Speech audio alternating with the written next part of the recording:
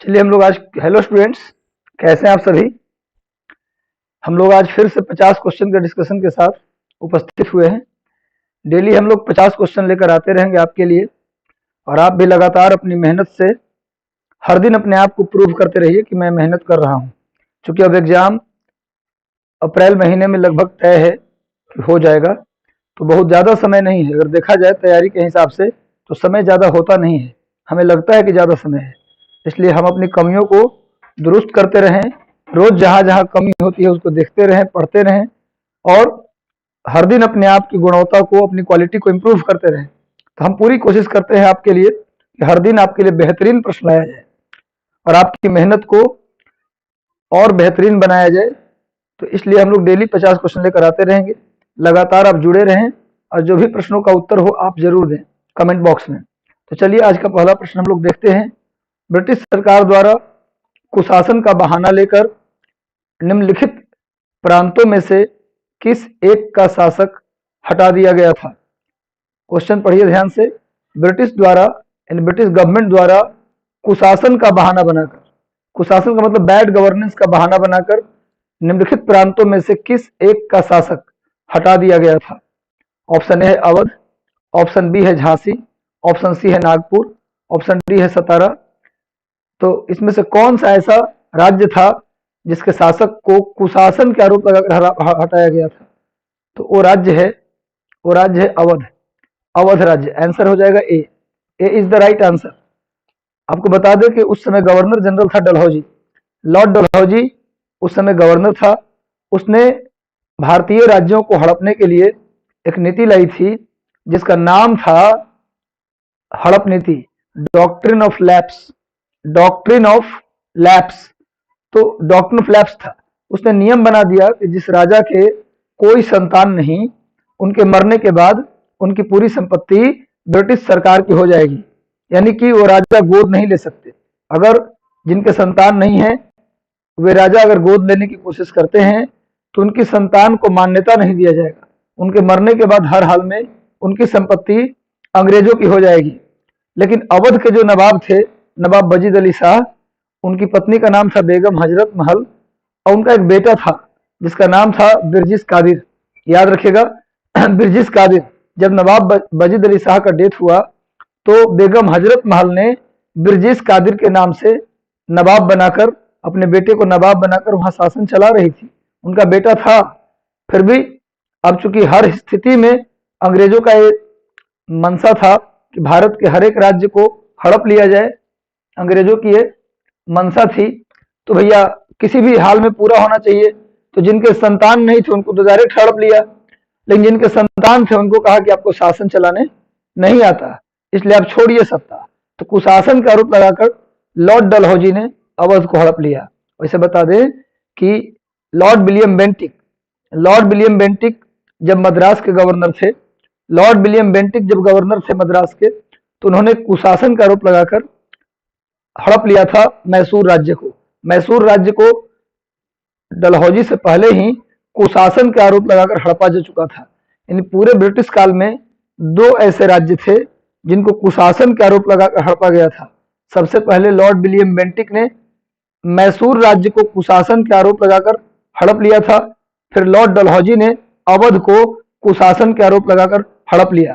तो दोनों बात आपको याद रखना होगा, केवल अवध को नहीं, उससे पहले ही लॉर्ड विलियम बेंटिक ने मैसूर राज्य को कुशासन के आरोप लगाकर हड़प लिया था। तो ये इसका सही आंसर हो जाएगा अवध। अवध के अंतिम नवाब कौन थे भाई? तो ये थे नवाब बिरजिस कादिर, नवाब बिरजिस कादिर जो नवाब वजीद अली शाह के पुत्र थे। बाद में जब डलहौजी के इन कारनामों से एक क्रांति उपजी जिसका नाम था 1857 की क्रांति। इस क्रांति में अवध से बेगम हजरत महल ने ही क्या किया था? नेतृत्व किया था। क्लियर है? झांसी को भी वही काम किया गया। झांसी में जो दत्तक पुत्र थे रानी लक्ष्मीबाई के, उसको मान्यता नहीं दी गई और झांसी को हड़पने की कोशिश की गई। तो झांसी से 57 की क्रांति में नेतृत्व की रानी लक्ष्मीबाई। क्लियर है? सतारा और नागपुर दक्षिण भारत में महाराष्ट्र के राज्य हैं, अतः इनका कोई बड़ा योगदान नहीं था। क्योंकि आप जानते हैं कि पूरा दक्षिण भारत 57 के विद्रोह से दूर रहा था। तो नागपुर और सतारा का कोई बड़ा रोल नहीं था। क्लियर है। हम लोग अगले प्रश्न पर बढ़ते हैं। सोम प्रकाश नामक समाचार पत्र किसके द्वारा शुरू किया गया था? ध्यान से पढ़िए। किसके द्वारा सोम प्रकाश नाम का समाचार पत्र शुरू किया गया था? किसके द्वारा शुरू किया गया भैया सोम प्रकाश नामक समाचार पत्र? तो ये शुरू किया गया ईश्वर चंद्र विद्यासागर के द्वारा। ईश्वर चंद्र विद्यासागर, आपको बता दें कि 1876-77 में जिस समय गवर्नर थे लॉर्ड लिटन, आपने सुना होगा लॉर्ड लिटन का कार्यकाल 1876 से 1880। जब लॉर्ड लिटन गवर्नर बन के आया तो उस समय बंगाल में एक बड़ा अकाल पड़ा हुआ था, बहुत बड़ा अकाल था। उस अकाल में लोग मर रहे थे, खाने खाने को तरस रहे थे। इधर लॉर्ड लिटन दिल्ली दरबार बुलाया था।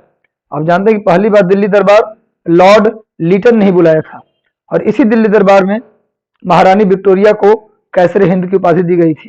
कैसरे हिंद का मतलब भारत का सम्राट। महात्मा गांधी को भी उपाधि मिली थी कैसरे हिंद की, लेकिन महारानी विक्टोरिया को पूछा जाए कैसरे हिंद की उपाधि कब मिली, तो 1877 में जब दिल्ली दरबार लगा। दिल्ली दरबार कब लगा? लॉर्ड लिटन के समय 1877 में। लोग उधर मर रहे थे बंगाल में भूख से, गरीबी से, इधर लिटन दिल्ली दरबार बुला के करोड़ों खर्च कर रहा था। इस बात को लेकर अगले दिन अखबार में जितने भी अखबार थे, न्यूज़पेपर थे भारत के, लिटन का काफी क्रिटिसिज्म हुआ। लिटन के बारे में उल्टा सीधा लिखा अखबारों ने कि लिटन को शर्म नहीं आता, उधर लोग बंगाल में मर रहे हैं और इधर दिल्ली दरबार कर रहा है, इसे ध्यान देना चाहिए बंगाल के ऊपर, लेकिन तो दिल्ली दरबार बुला रहा है करोड़ों खर्च करके। इस बात से लिटन बहुत नाराज हुआ, बहुत ज्यादा नाराज हुआ, और उसने क्या किया कि एक कानून लाया 1878 में। उसका नाम था vernacular press act. Vernacular press act, vernacular press act लाया। आपने नाम सुना होगा। वर्नाकुलर का मतलब होता है शासन। वर्नाकुलर का मतलब होता है शासन। तो वर्नाकुलर प्रेस एक्ट का मतलब ये था कि आज के बाद कोई भी प्रेस, कोई भी अखबार, कोई भी मैगजीन आज के बाद भारतीय भाषा में नहीं छपेगा। आज के बाद जो भी मैगजीन छपेगी वो सब अंग्रेजी में। एक तो नियम ये बना दिया गया। दूसरा नियम बनाया गया कि कोई भी बात सरकार के खिलाफ नहीं लिख सकते आप। अखबार अगर चलाना है तो सरकार के फेवर में आपको लिखना होगा, क्योंकि लिटन इस बात से गुस्सा कर लिया कि हम दिल्ली दरबार करें चाहे कुछ भी करें, मरने वाला मर रहा, हम क्या करें भाई उससे। लिटन ने कहा कि हमको उससे कोई परवाह नहीं है, आप मेरे बारे में उल्टा सीधा कैसे लिखेंगे। चलिए आज से नियम बन गया, कोई भी न्यूज़पेपर बंगला, उड़िया, तेलुगु, तमिल में नहीं छपेगा। हर न्यूज़पेपर अब अंग्रेजी में छपेगा, और वो भी सरकार के पक्ष में छपेगा। सरकार के विपक्ष में छापे तो आपको जेल जाना होगा, आपके न्यूज़पेपर को प्रतिबंधित कर दिया जाएगा। समझ में आ गया। तो पूछा जाए कि वर्नाकुलर प्रेस एक्ट लिटन ने लाया था कब? 1878 में। और क्यों लाया था? तो बंगाल के अकाल में जो उसका क्रिटिसिज्म हुआ उससे उसको बुरा लगा, इसी कारण से उसने लाया था। क्लियर है। यही मेन कारण था उसको इस कानून को बनाने का। और क्वेश्चन आ जाए कि इस कानून के तहत प्रतिबंधित होने वाला पहला अखबार कौन था? वर्नाकुलर प्रेस एक्ट के तहत प्रतिबंधित होने वाला पहला अखबार था सोम प्रकाश। पहला अखबार था कौन? सोम प्रकाश। वर्नाकुलर प्रेस एक्ट के तहत प्रतिबंधित होने वाला भी पहला अखबार था सोम प्रकाश। किसकी मैगजीन थी? ईश्वरचंद्र विद्यासागर की। तो ये इसका आंसर हो जाएगा बी। वैसे बता दें कि वर्नाकुलर प्रेस एक्ट के तहत प्रतिबंधित होने वाला पहला अखबार सोम प्रकाश, और वर्नाकुलर प्रेस एक्ट के तहत डर के मारे रातों रात अपनी भाषा बदल देने वाला अखबार, डर के मारे अपनी भाषा चेंज कर लिया, वो कौन सा अखबार था? तो अमृत बाजार पत्रिका। अमृत बाजार पत्रिका ने रातों रात अपनी भाषा को बदल लिया था। क्लियर है। समझ में आ रहा है बात। उसने अपनी भाषा को बांग्ला से अंग्रेजी कर लिया था। और क्वेश्चन आ जाए कि वर्नाकुलर प्रेस एक्ट को सपोर्ट किसने किया था? इसको सपोर्ट किया था, वर्नाकुलर प्रेस एक्ट को सपोर्ट करने वाला कौन था भैया? तो द पायनियर, एक मैगजीन थी द पायनियर जो वर्नाकुलर प्रेस एक्ट को सपोर्ट किया था। ईश्वर चंद्र विद्यासागर, इनके बारे में थोड़ी सी और जानकारी दे दूं। ईश्वर चंद्र विद्यासागर के प्रयास से ही विधवा पुनर्विवाह, विडो रीमैरिज एक्ट, विधवा पुनर्विवाह कानून 1856, लॉर्ड कैनिंग के समय विधवा पुनर्विवाह कानून, लॉर्ड कैनिंग उस समय गवर्नर था, तो उस समय विधवा पुनर्विवाह कानून पारित हुआ ईश्वर चंद्र विद्यासागर के प्रयास से। ईश्वर चंद्र विद्यासागर ने कलकत्ता में महिलाओं की शिक्षा के लिए बेथुन स्कूल का निर्माण करवाया था। ईश्वर चंद्र विद्यासागर का बंगाल के महिला एजुकेशन में बड़ा योगदान था। ईश्वर चंद्र विद्यासागर ने महिलाओं की शिक्षा के लिए बेथुन स्कूल बनवाया। बेथुन स्कूल नोट कर लीजिएगा। दयानंद सरस्वती के बारे में जानते हैं, इन्होंने सत्यार्थ प्रकाश पुस्तक लिखी तथा स्वराज शब्द का प्रयोग किया। राजा राम मोहन राय के बारे में जानते हैं। इनकी मैगजीन का नाम था इनकी मैगजीन का नाम था मिरातुल अखबार और संवाद ए कौमुदी। मिरातुल अखबार और संवाद ए कौमुदी इनकी मैगजीन का नाम था। इनके किताब का नाम था, इनके बुक का नाम था गिफ्ट ऑफ मोनोथिस्ट इनकी किताब का नाम क्या था? Gift of monotheist. और एक और इनकी किताब थी प्रिसेप्ट्स ऑफ जीसस। सुरेंद्रनाथ बनर्जी ने भी एक मैगजीन निकाला था, उस मैगजीन का नाम था सुरेंद्रनाथ बनर्जी के मैगजीन का नाम था बंगाली। इनकी मैगजीन का नाम था बंगाली, लेकिन भाषा थी अंग्रेजी। बंगाली मैगजीन की भाषा क्या थी? अंग्रेजी। याद रखिएगा, इन्होंने ही कांग्रेस का संविधान लिखा था और ये कांग्रेस के 2 बार अध्यक्ष भी रहे हैं। सुरेंद्रनाथ बनर्जी कांग्रेस के 2 बार अध्यक्ष रहे हैं, एक बार 1895 में पुणे में और दूसरी बार 1902 में अहमदाबाद में। याद रखिएगा। चलिए अगले प्रश्न पर बढ़ते हैं। अगला प्रश्न है, महात्मा गांधी ने भारत में प्रथम सत्याग्रह प्रारंभ किया था कहां से? प्रथम सत्याग्रह कहां से किया था? तो चंपारण से। महात्मा गांधी का भारत में पहला सत्याग्रह कहां था? तो चंपारण सत्याग्रह 1917 में। आप जानते हैं कि 1916 में कांग्रेस का सेशन लखनऊ में हुआ था, कांग्रेस अधिवेशन लखनऊ में हुआ था। वहां चंपारण के किसान थे राजकुमार शुक्ल। उन्होंने गांधी जी को बुलाने के लिए वे चंपारण गए। वहां गांधी जी को निमंत्रण दिया और कहा कि गांधी जी, चंपारण की स्थिति बहुत खराब है, आप चलिए चंपारण। और वहां नील की खेती होती है 20 कट्ठे में 3 कट्ठे पर। उस समय 3 कट्ठिया पत्ती पर चली थी, यानी 20 कट्ठा 1 बीघा होता है, तो 20 कट्ठे में 3 कट्ठे पर नील की खेती करनी होती है। जो नहीं करता उससे ज्यादा टैक्स लिया जाता है। बड़ी परेशान है गांधी जी, चलिए चंपारण और हम लोगों की परेशानी को समझिए। गांधी जी ने चंपारण आने का वादा किया और अप्रैल 1917 में गांधी जी चंपारण आए, जहां पर उनके साथ नरहरि प्रसाद, ब्रजकिशोर प्रसाद, राजेंद्र प्रसाद, अनुग्रह नारायण सिंह, ये सब इनके साथ थे। राजकुमार शुक्ल, ये सब गांधी जी के साथ थे। और गांधी जी ने वहां चंपारण सत्याग्रह किया। चंपारण सत्याग्रह से घबराकर, गांधी जी के चंपारण सत्याग्रह से घबराकर अंग्रेजों ने एफजी सलाई की अध्यक्षता में एक कमेटी बनाई, जिसके एक मेंबर गांधी जी भी थे। इस कमेटी ने तत्काल चंपारण में नील की खेती को बंद करने का आदेश दिया और किसानों से जो एक्स्ट्रा टैक्स लिया गया था नील की खेती के नाम पर, वो टैक्स भी वापस करने को कहा गया नील के जो ठेकेदार होते थे उनसे। क्लियर है? तो चंपारण सत्याग्रह गांधी जी का पहला सत्याग्रह था अप्रैल 1917। और मैं बता दूं कि चंपारण सत्याग्रह में पहली बार गांधी जी ने सविनय अवज्ञा का प्रयोग किया था। क्वेश्चन आ जाए, गांधी जी ने पहली बार सविनय अवज्ञा का प्रयोग किया। गांधी जी ने पहली बार सविनय अवज्ञा शब्द का प्रयोग किया था। सविनय अवज्ञा, सिविल डिसोबीडियंस शब्द का प्रयोग किया गांधी जी ने। तो पहली बार इस शब्द का प्रयोग या इसका यूज गांधी जी ने कहा किया? चंपारण में। बोले ऐसा कैसे हो सकता है? सविनय अवज्ञा तो गांधी जी ने 1930 में किया था सर, तो फिर ये चंपारण में क्या बोल रहे हैं? एक्चुअली सविनय अवज्ञा का मतलब होता है जो नियम और कानून है, सरकार के जो संवैधानिक कानून है, जो नियम है, आदेश है, उसको तोड़ना, इसको बोलते हैं सविनय अवज्ञा। सविनय अवज्ञा गांधी जी ने उसका प्रयोग तो चंपारण में ही कर लिया था। गांधी जी जब चंपारण पहुंचे तो चंपारण में धारा 144 लगा दिया गया, गांधी जी को यात्रा पर रोक लगा दिया। फिर भी गांधी जी ने 144 नियम को तोड़ते हुए चंपारण में गांवों का दौरा करना जारी रखा। तो पहली बार सविनय अवज्ञा का प्रयोग गांधी जी से पूछा जाए कहाँ किया? तो चंपारण में। वैसे आंदोलन के रूप में कब किया? तो 1930 में किया। याद रखिएगा। बाकी अहमदाबाद मिल मजदूरों की हड़ताल ये हुआ था 1918 में। 1918 में बारदोली सत्याग्रह 1928 में, खेड़ा सत्याग्रह भी 1918 में। तो खेड़ा 1918, अहमदाबाद 1918, बारदोली 1928 और चंपारण 1917। नोट कर लीजिएगा। अगले प्रश्न पर बढ़ते हैं। अगला प्रश्न आपकी स्क्रीन पर रहा, निम्नलिखित में से किसके कारण सर्वाधिक रोष की लहर उभरी, जिसके फलस्वरूप जलियांवाला बाग में ब्रिटिश सरकार द्वारा नरसंहार किया गया, जनसंहार किया गया। जलियांवाला बाग कांड, जलियांवाला बाग कांड की घटना किसके कारण घटित हुआ? किसके कारण लोग जलियांवाला बाग में इकट्ठा हुए थे? कौन सा ऐसा वजह था कि बैसाखी के दिन 13 अप्रैल को पूरे पंजाब के लोग कहाँ जमा हो गए थे? जलियांवाला बाग, अमृतसर के जलियांवाला बाग में। कौन सी घटना के कारण? तो आप जानते हैं रॉलेट एक्ट। 18 मार्च 1919 को रॉलेट एक्ट लाया गया था। इसके तहत डॉक्टर सत्यपाल और सैफुद्दीन किचलू को गिरफ्तार कर लिया गया था। इसी गिरफ्तारी के विरोध में लोग जलियांवाला बाग में इकट्ठा हुए थे, जहां डायर नाम के दुष्ट ने गोली चलाने का आदेश दिया और 1000 लोगों को मौत के घाट उतार दिया गया।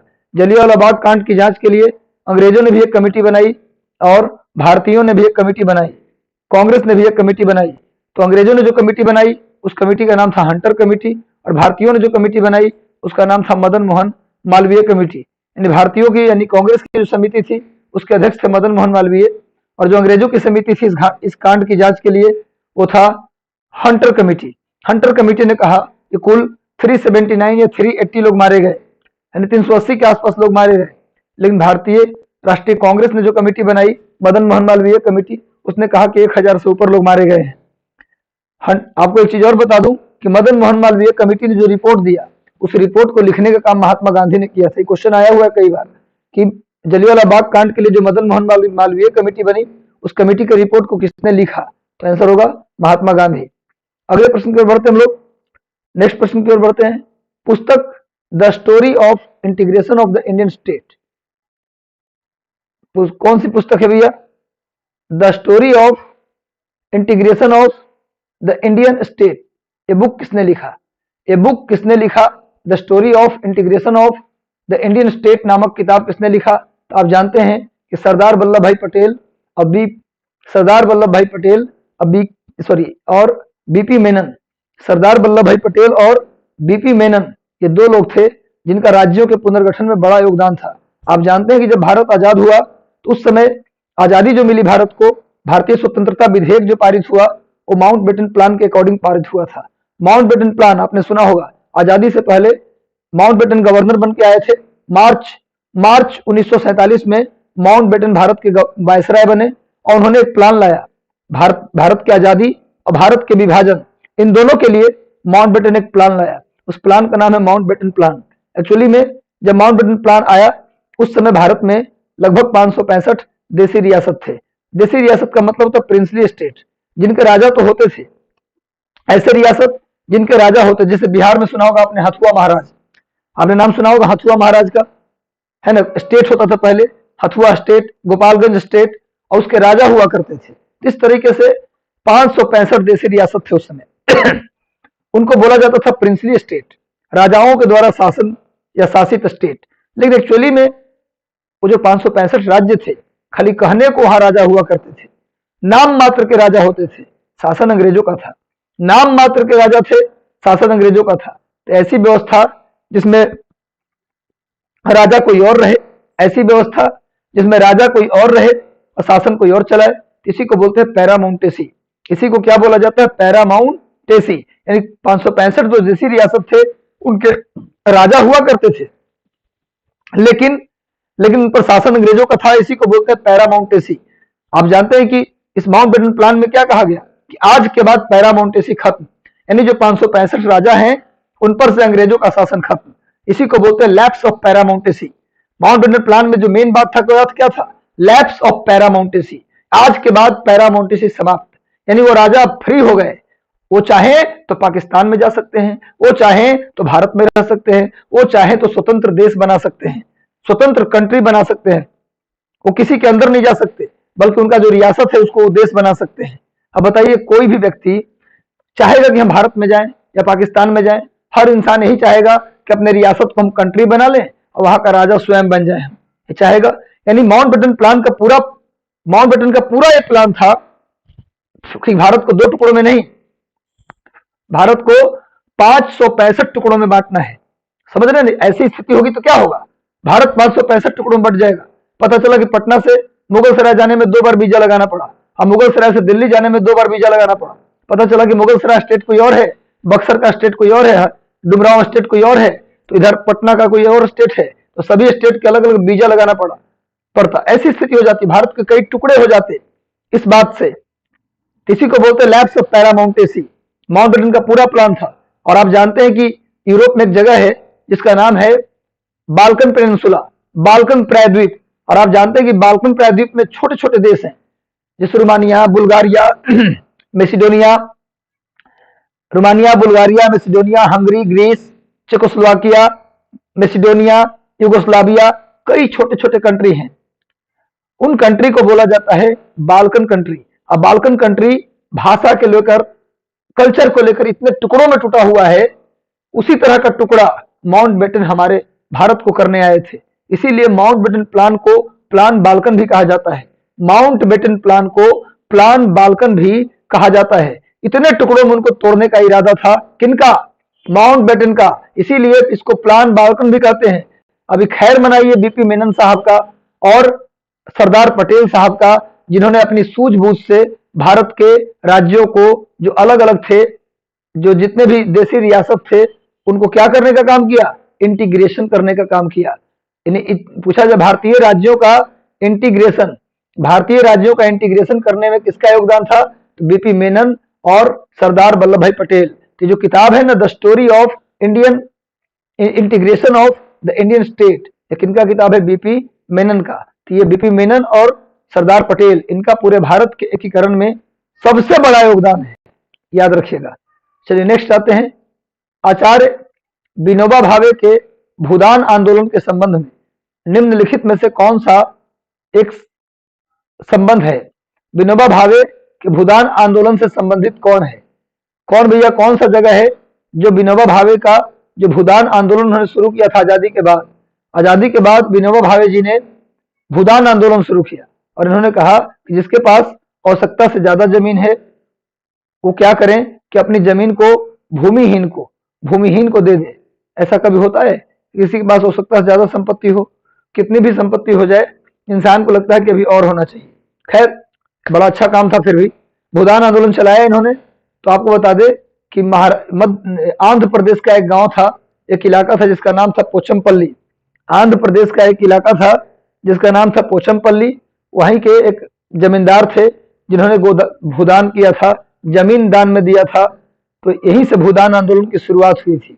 आचार्य विनोबा भावे के बारे में कहा जाता है ये गांधी जी के व्यक्तिगत सत्याग्रह के पहले सत्याग्रही थे। आचार्य विनोबा भावे गांधी जी के व्यक्तिगत सत्याग्रह के पहले सत्याग्रही थे और ये रेमन मैग्सेसे पुरस्कार प्राप्त करने वाले भी पहले भारतीय हैं। पहले भारतीय जिन्हें रेमन मैग्सेसे पुरस्कार मिला, आचार्य विनोबा भावे।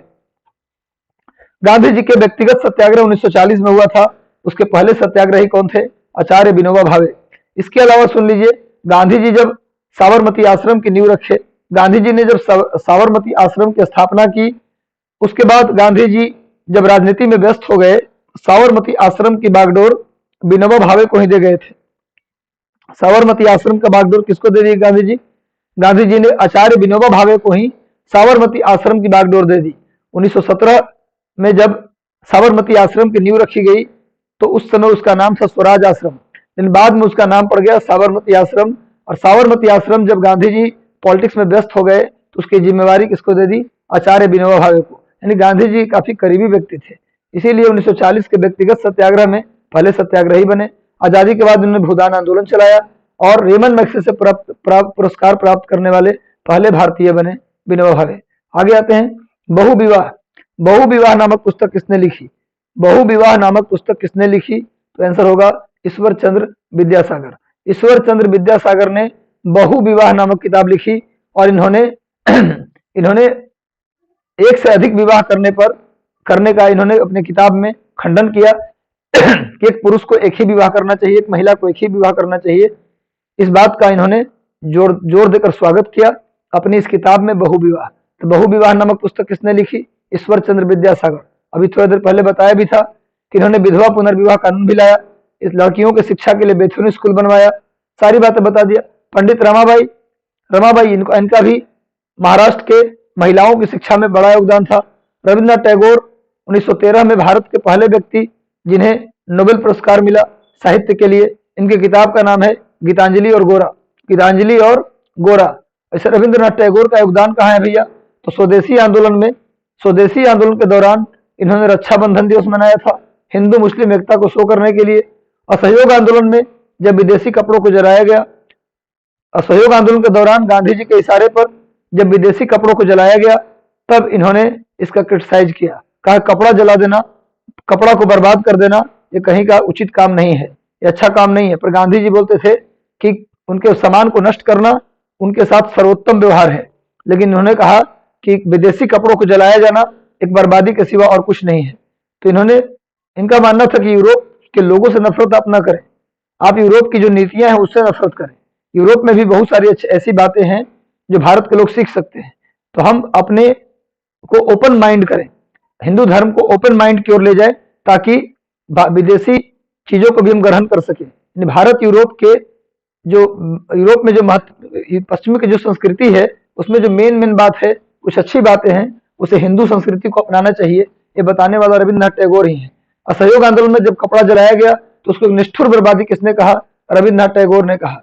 पर उसको जलाया जाना गांधी जी ने कहा कि उनके साथ सर्वोत्तम व्यवहार है। ये सब क्वेश्चन आता है कि विदेशी कपड़ों को जलाया जाना उनके साथ सर्वोत्तम व्यवहार है, किसने कहा? महात्मा गांधी। एक निष्ठुर बर्बादी है, किसने कहा? रविन्द्रनाथ टैगोर। ये सब आपको याद होना चाहिए। अगले प्रश्न पर बढ़ते हम लोग। किस पद पर रहते महिलाओं तथा बच्चों के काम करने की अवधि के घंटों को सीमित करने तथा स्थानीय स्वशासन को आवश्यक नियम बनाने के लिए प्राधिकृत करने के लिए प्रथम फैक्ट्री अधिनियम के लिए जाना जाता है? कौन सा ऐसा गवर्नर था? किसके पद पर रहते, कौन से गवर्नर के पद पर रहते महिलाओं के और बच्चों के काम के घंटों को फिक्स किया गया? कहा गया कि महिलाएं 13 घंटे से ज्यादा काम नहीं कर सकती, 7 वर्ष से ऊपर के बच्चे काम नहीं कर सकते। उसके लिए पहला फैक्ट्री अधिनियम लाने वाला गवर्नर और स्थानीय स्वशासन यानी पंचायती राज को लाने वाला गवर्नर कौन था? तो आप सभी जानते हैं, लॉर्ड रिपन। लॉर्ड रिपन ने ही पहली बार स्थानीय संस्थान, स्थानीय शासन यानी ग्राम पंचायत को लाया, पहला फैक्ट्री अधिनियम पारित किया, पहला फैक्ट्री अधिनियम, और कहा कि महिलाओं से 13 घंटे से ज्यादा काम नहीं ले सकते, 7 वर्ष से नीचे के बच्चों से काम नहीं ले सकते। इसके अलावा लॉर्ड रिपन के समय पहली बार नियमित जनगणना करवाया गया। पहली बार नियमित जनगणना, रेगुलर सेंसस की शुरुआत हुई 1881 में।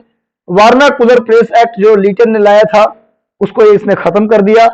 इसके अलावा सिविल सर्विसेज के एज को लॉर्ड लिटन ने घटाकर 21 से 19 कर दिया था, रिपन ने उसको दोबारा 19 से 21 कर दिया। इसके अलावा इसके समय में इल्बर्ट बिल आया था, लॉर्ड रिपन के समय और क्या आया था? Ilbert bill. और इल्बर्ट बिल में तक क्या था भाई?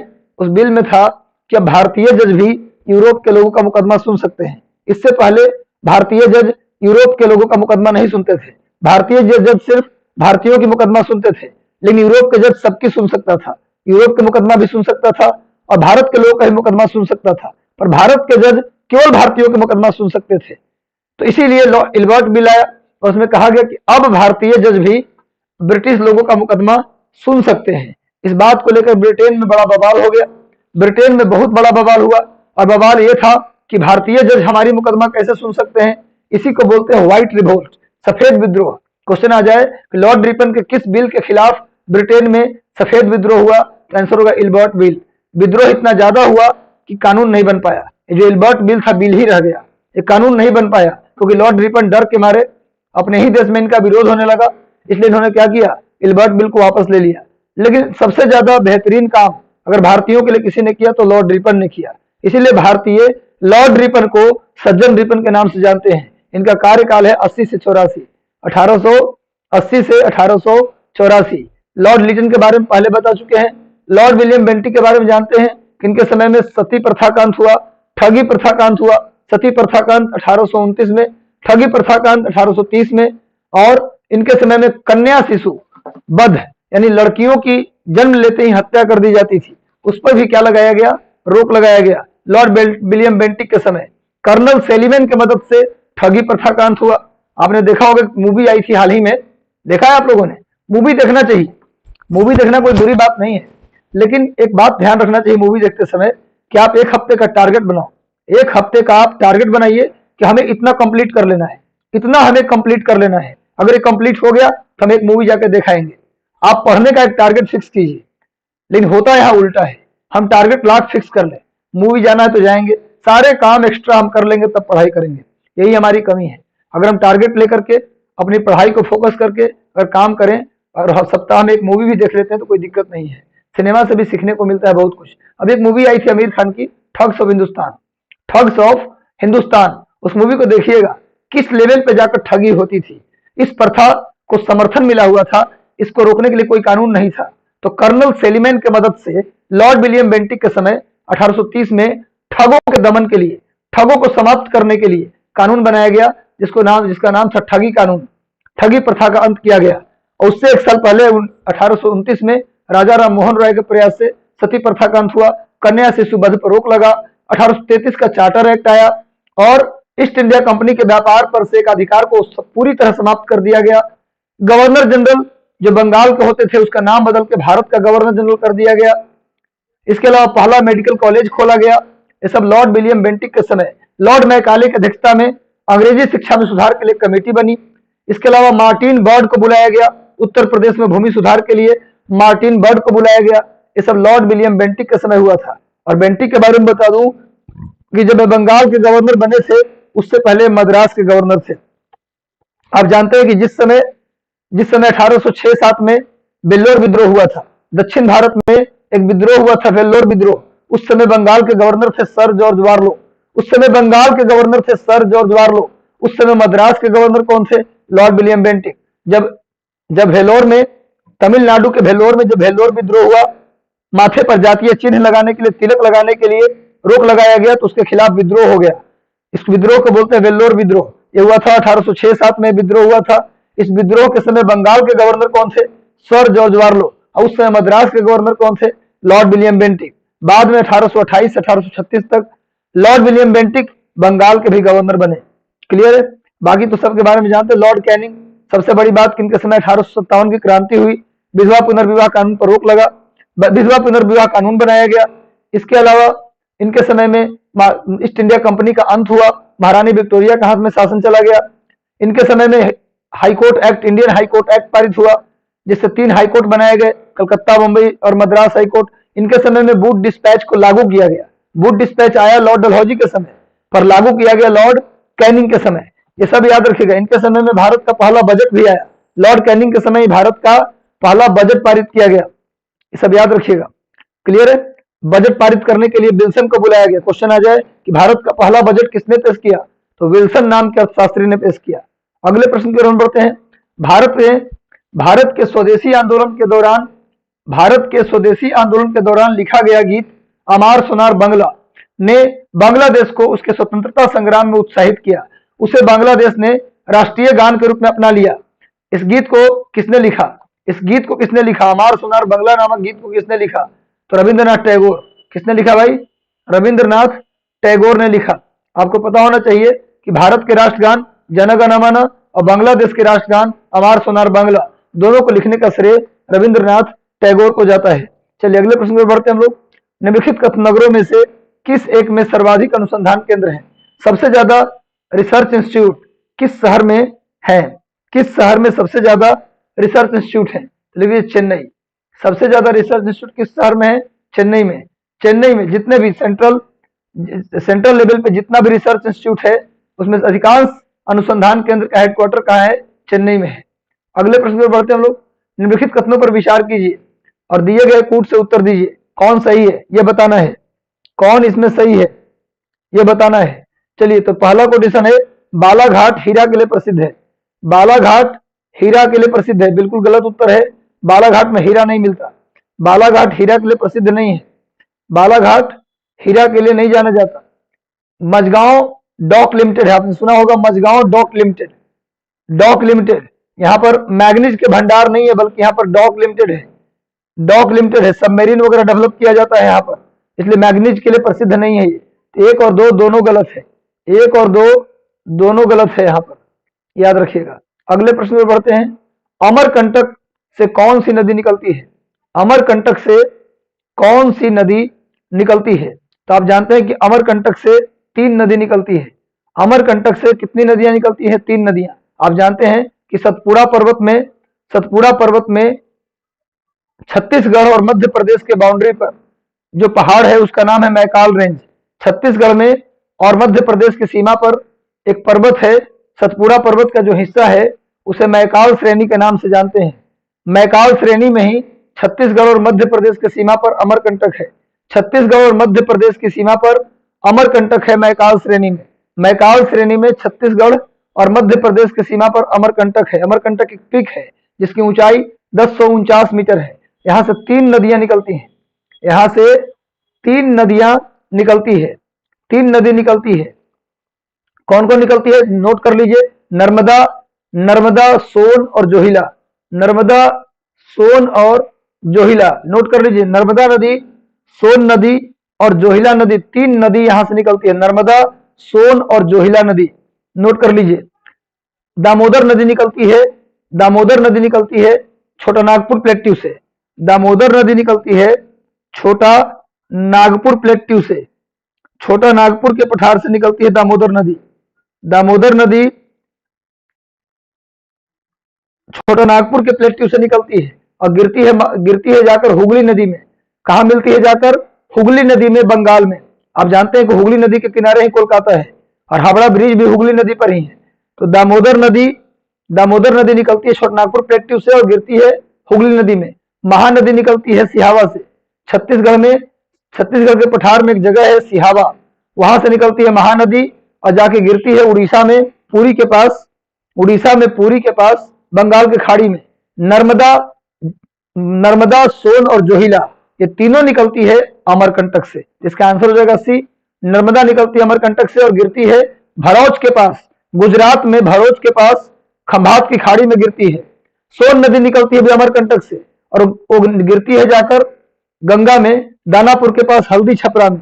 दानापुर के पास हल्दी छपरा में जाकर मिलती है। और जोहिला नदी भी निकलती है अमरकंटक से, जो जमीन में विलीन हो जाती है। ताप्ती नदी निकलती है बैतूल से। मध्य प्रदेश का एक जिला है बैतूल, वहां से निकलती है ताप्ती नदी। मध्य प्रदेश के बैतूल जिला से निकलती है ताप्ती नदी। बैतूल जिला से निकलती है ताप्ती नदी, इसको नोट कर लीजिए। ताप्ती नदी के किनारे ही सूरत है। ताप्ती नदी के किनारे ही सूरत है। क्लियर है? सूरत सिल्क साड़ी के लिए प्रसिद्ध है और डायमंड कटिंग के लिए भी प्रसिद्ध है। चलिए अगले प्रश्न की ओर बढ़ते हैं। गुरु शिखर पर्वत चोटी किस राज्य में स्थित है?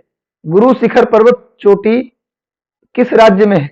गुरु शिखर एक पिक है जो किस राज्य में है? तो इसका सही उत्तर होगा राजस्थान। राजस्थान। गुरु शिखर राजस्थान राज्य की सबसे ऊंची चोटी है।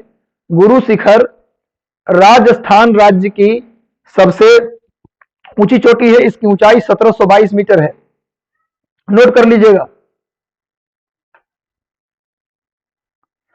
ठीक है, नोट कर लीजिए। गुरु शिखर राजस्थान राज्य की तथा अरावली पर्वत की सबसे ऊंची चोटी है और इसकी ऊंचाई 1722 मीटर है। गुरु शिखर के पास से एक नदी निकलती है जिसका नाम है बनास नदी। बनास नदी के कारण पहाड़ का जो हिस्सा कट के अलग हुआ है उसी को बोलते हैं माउंट आबू। यानी कि गुरु शिखर और माउंट आबू के बीच में एक नदी बहती है जिसका नाम है बनास नदी। माउंट आबू का नाम आपने सुना होगा। माउंट आबू पर नक्की झील है। माउंट आबू और मीठे पानी की नक्की झील है। माउंट आबू पर दिलवाड़ा जैन मंदिर है। दिलवाड़ा जैन मंदिर भी माउंट आबू पर है। इसके अलावा इंटरनल सिक्योरिटी एकेडमी भी माउंट आबू पर है और माउंट आबू राजस्थान का एकमात्र हिल स्टेशन भी है। तो राजस्थान में गुरु शिखर के सामने ही नदी को क्रॉस कीजिएगा बनास नदी तो क्या मिल जाएगा? माउंट आबू। तो गुरु शिखर राजस्थान राज्य की सबसे ऊंची चोटी है। गुरु शिखर राजस्थान के सिरोही जिले में है। गुरु शिखर राजस्थान राज्य के किस जिले में है? सिरोही जिले में है, याद रखिएगा। यह अरावली पर्वत की सबसे ऊंची चोटी है। नेक्स्ट आते हैं हम लोग।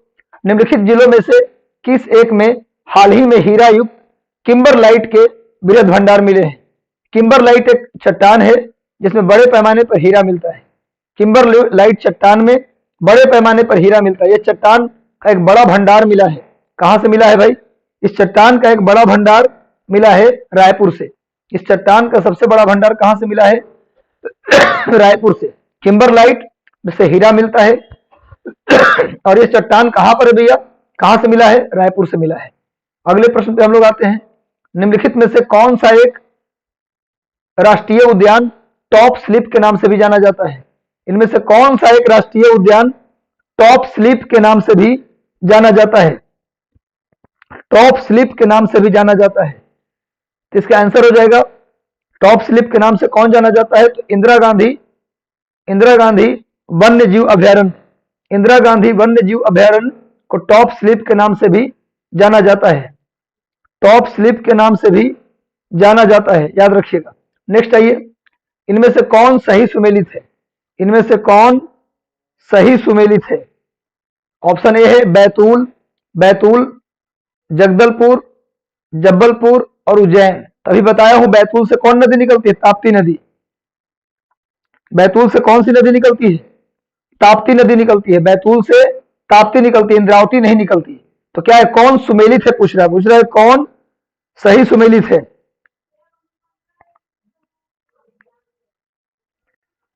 तो बैतूल, इंद्रावती बैतूल से नहीं निकलती, इंद्रावती छत्तीसगढ़ के पठार से निकलती है। इंद्रावती नदी छत्तीसगढ़ के पठार से निकलती है और इस पर चित्रकूट जलप्रपात है, इस पर चित्रकूट जलप्रपात है। इंद्रावती नदी छत्तीसगढ़ के पठार से निकलती है और यहाँ चित्रकूट जलप्रपात है। क्षिप्रा नदी जो है ये मालवा के पठार से निकलती है। ये सिप्रा नहीं छिप्रा है, ये क्षिप्रा नदी मालवा के पठार से निकलती है, प्लेट्यू ऑफ मालवा से निकलती है और ये चंबल में जाकर मिल जाती है और इसके किनारे उज्जैन शहर स्थित है।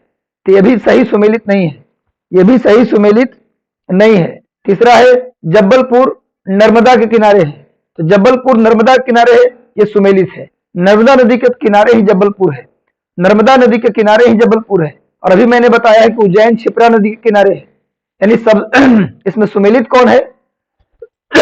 इसमें सुमेलित कौन है? जबलपुर नर्मदा नदी के किनारे। जबलपुर किसके किनारे है?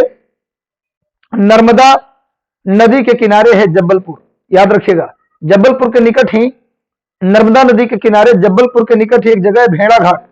भेड़ा घाट जहां नर्मदा नदी के ऊपर धुआंधार जलप्रपात है, जहां नर्मदा नदी के ऊपर धुआंधार वाटरफॉल है। तो नर्मदा नदी पर कौन सा वाटरफॉल है?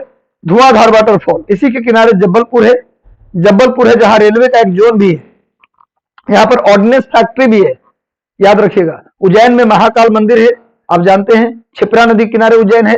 बैतूल से निकलती है ताप्ती नदी, ताप्ती नदी के किनारे बैतूल है और सूरत है, मैंने अभी बताया है। क्लियर है? तो ये सारे प्रश्न आपको समझ में आ गया, तो इसका सही उत्तर हो जाएगा जबलपुर नर्मदा के किनारे। आगे आते हैं नेक्स्ट प्रश्न। निम्नलिखित में से कौन सा एक बस्तर क्षेत्र में अवस्थित? बस्तर कहाँ है भाई? तो छत्तीसगढ़ में। बस्तर कहाँ है? छत्तीसगढ़ में। तो पूछ रहा है कि इनमें से कौन सा एक उद्यान बस्तर क्षेत्र में है? तो ऑप्शन ए दिया है बांधवगढ़ राष्ट्रीय उद्यान, ऑप्शन बी दिया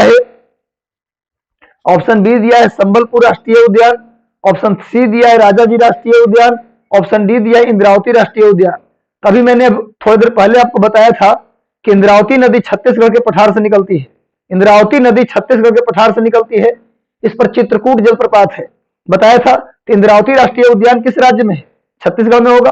इंद्रावती नदी जब छत्तीसगढ़ से निकल रही है तो राष्ट्रीय उद्यान कहाँ होगा?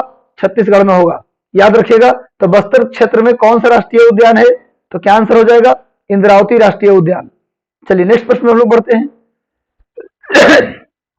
अगला प्रश्न है शिवराय की पहाड़ी कहाँ स्थित है? कल का अगर डिस्कशन आप देखे होंगे, कल का डिस्कशन देखोगे तो मैंने डिस्कस किया था आपसे, शिवराय की पहाड़ी के बारे में बताया था। शिवराय की पहाड़ी तमिलनाडु में है। आपको बता दें कि पूर्वी घाट का विस्तार उड़ीसा, आंध्र प्रदेश और तमिलनाडु में है। पूर्वी घाट का विस्तार उड़ीसा, आंध्र प्रदेश और तमिलनाडु में है।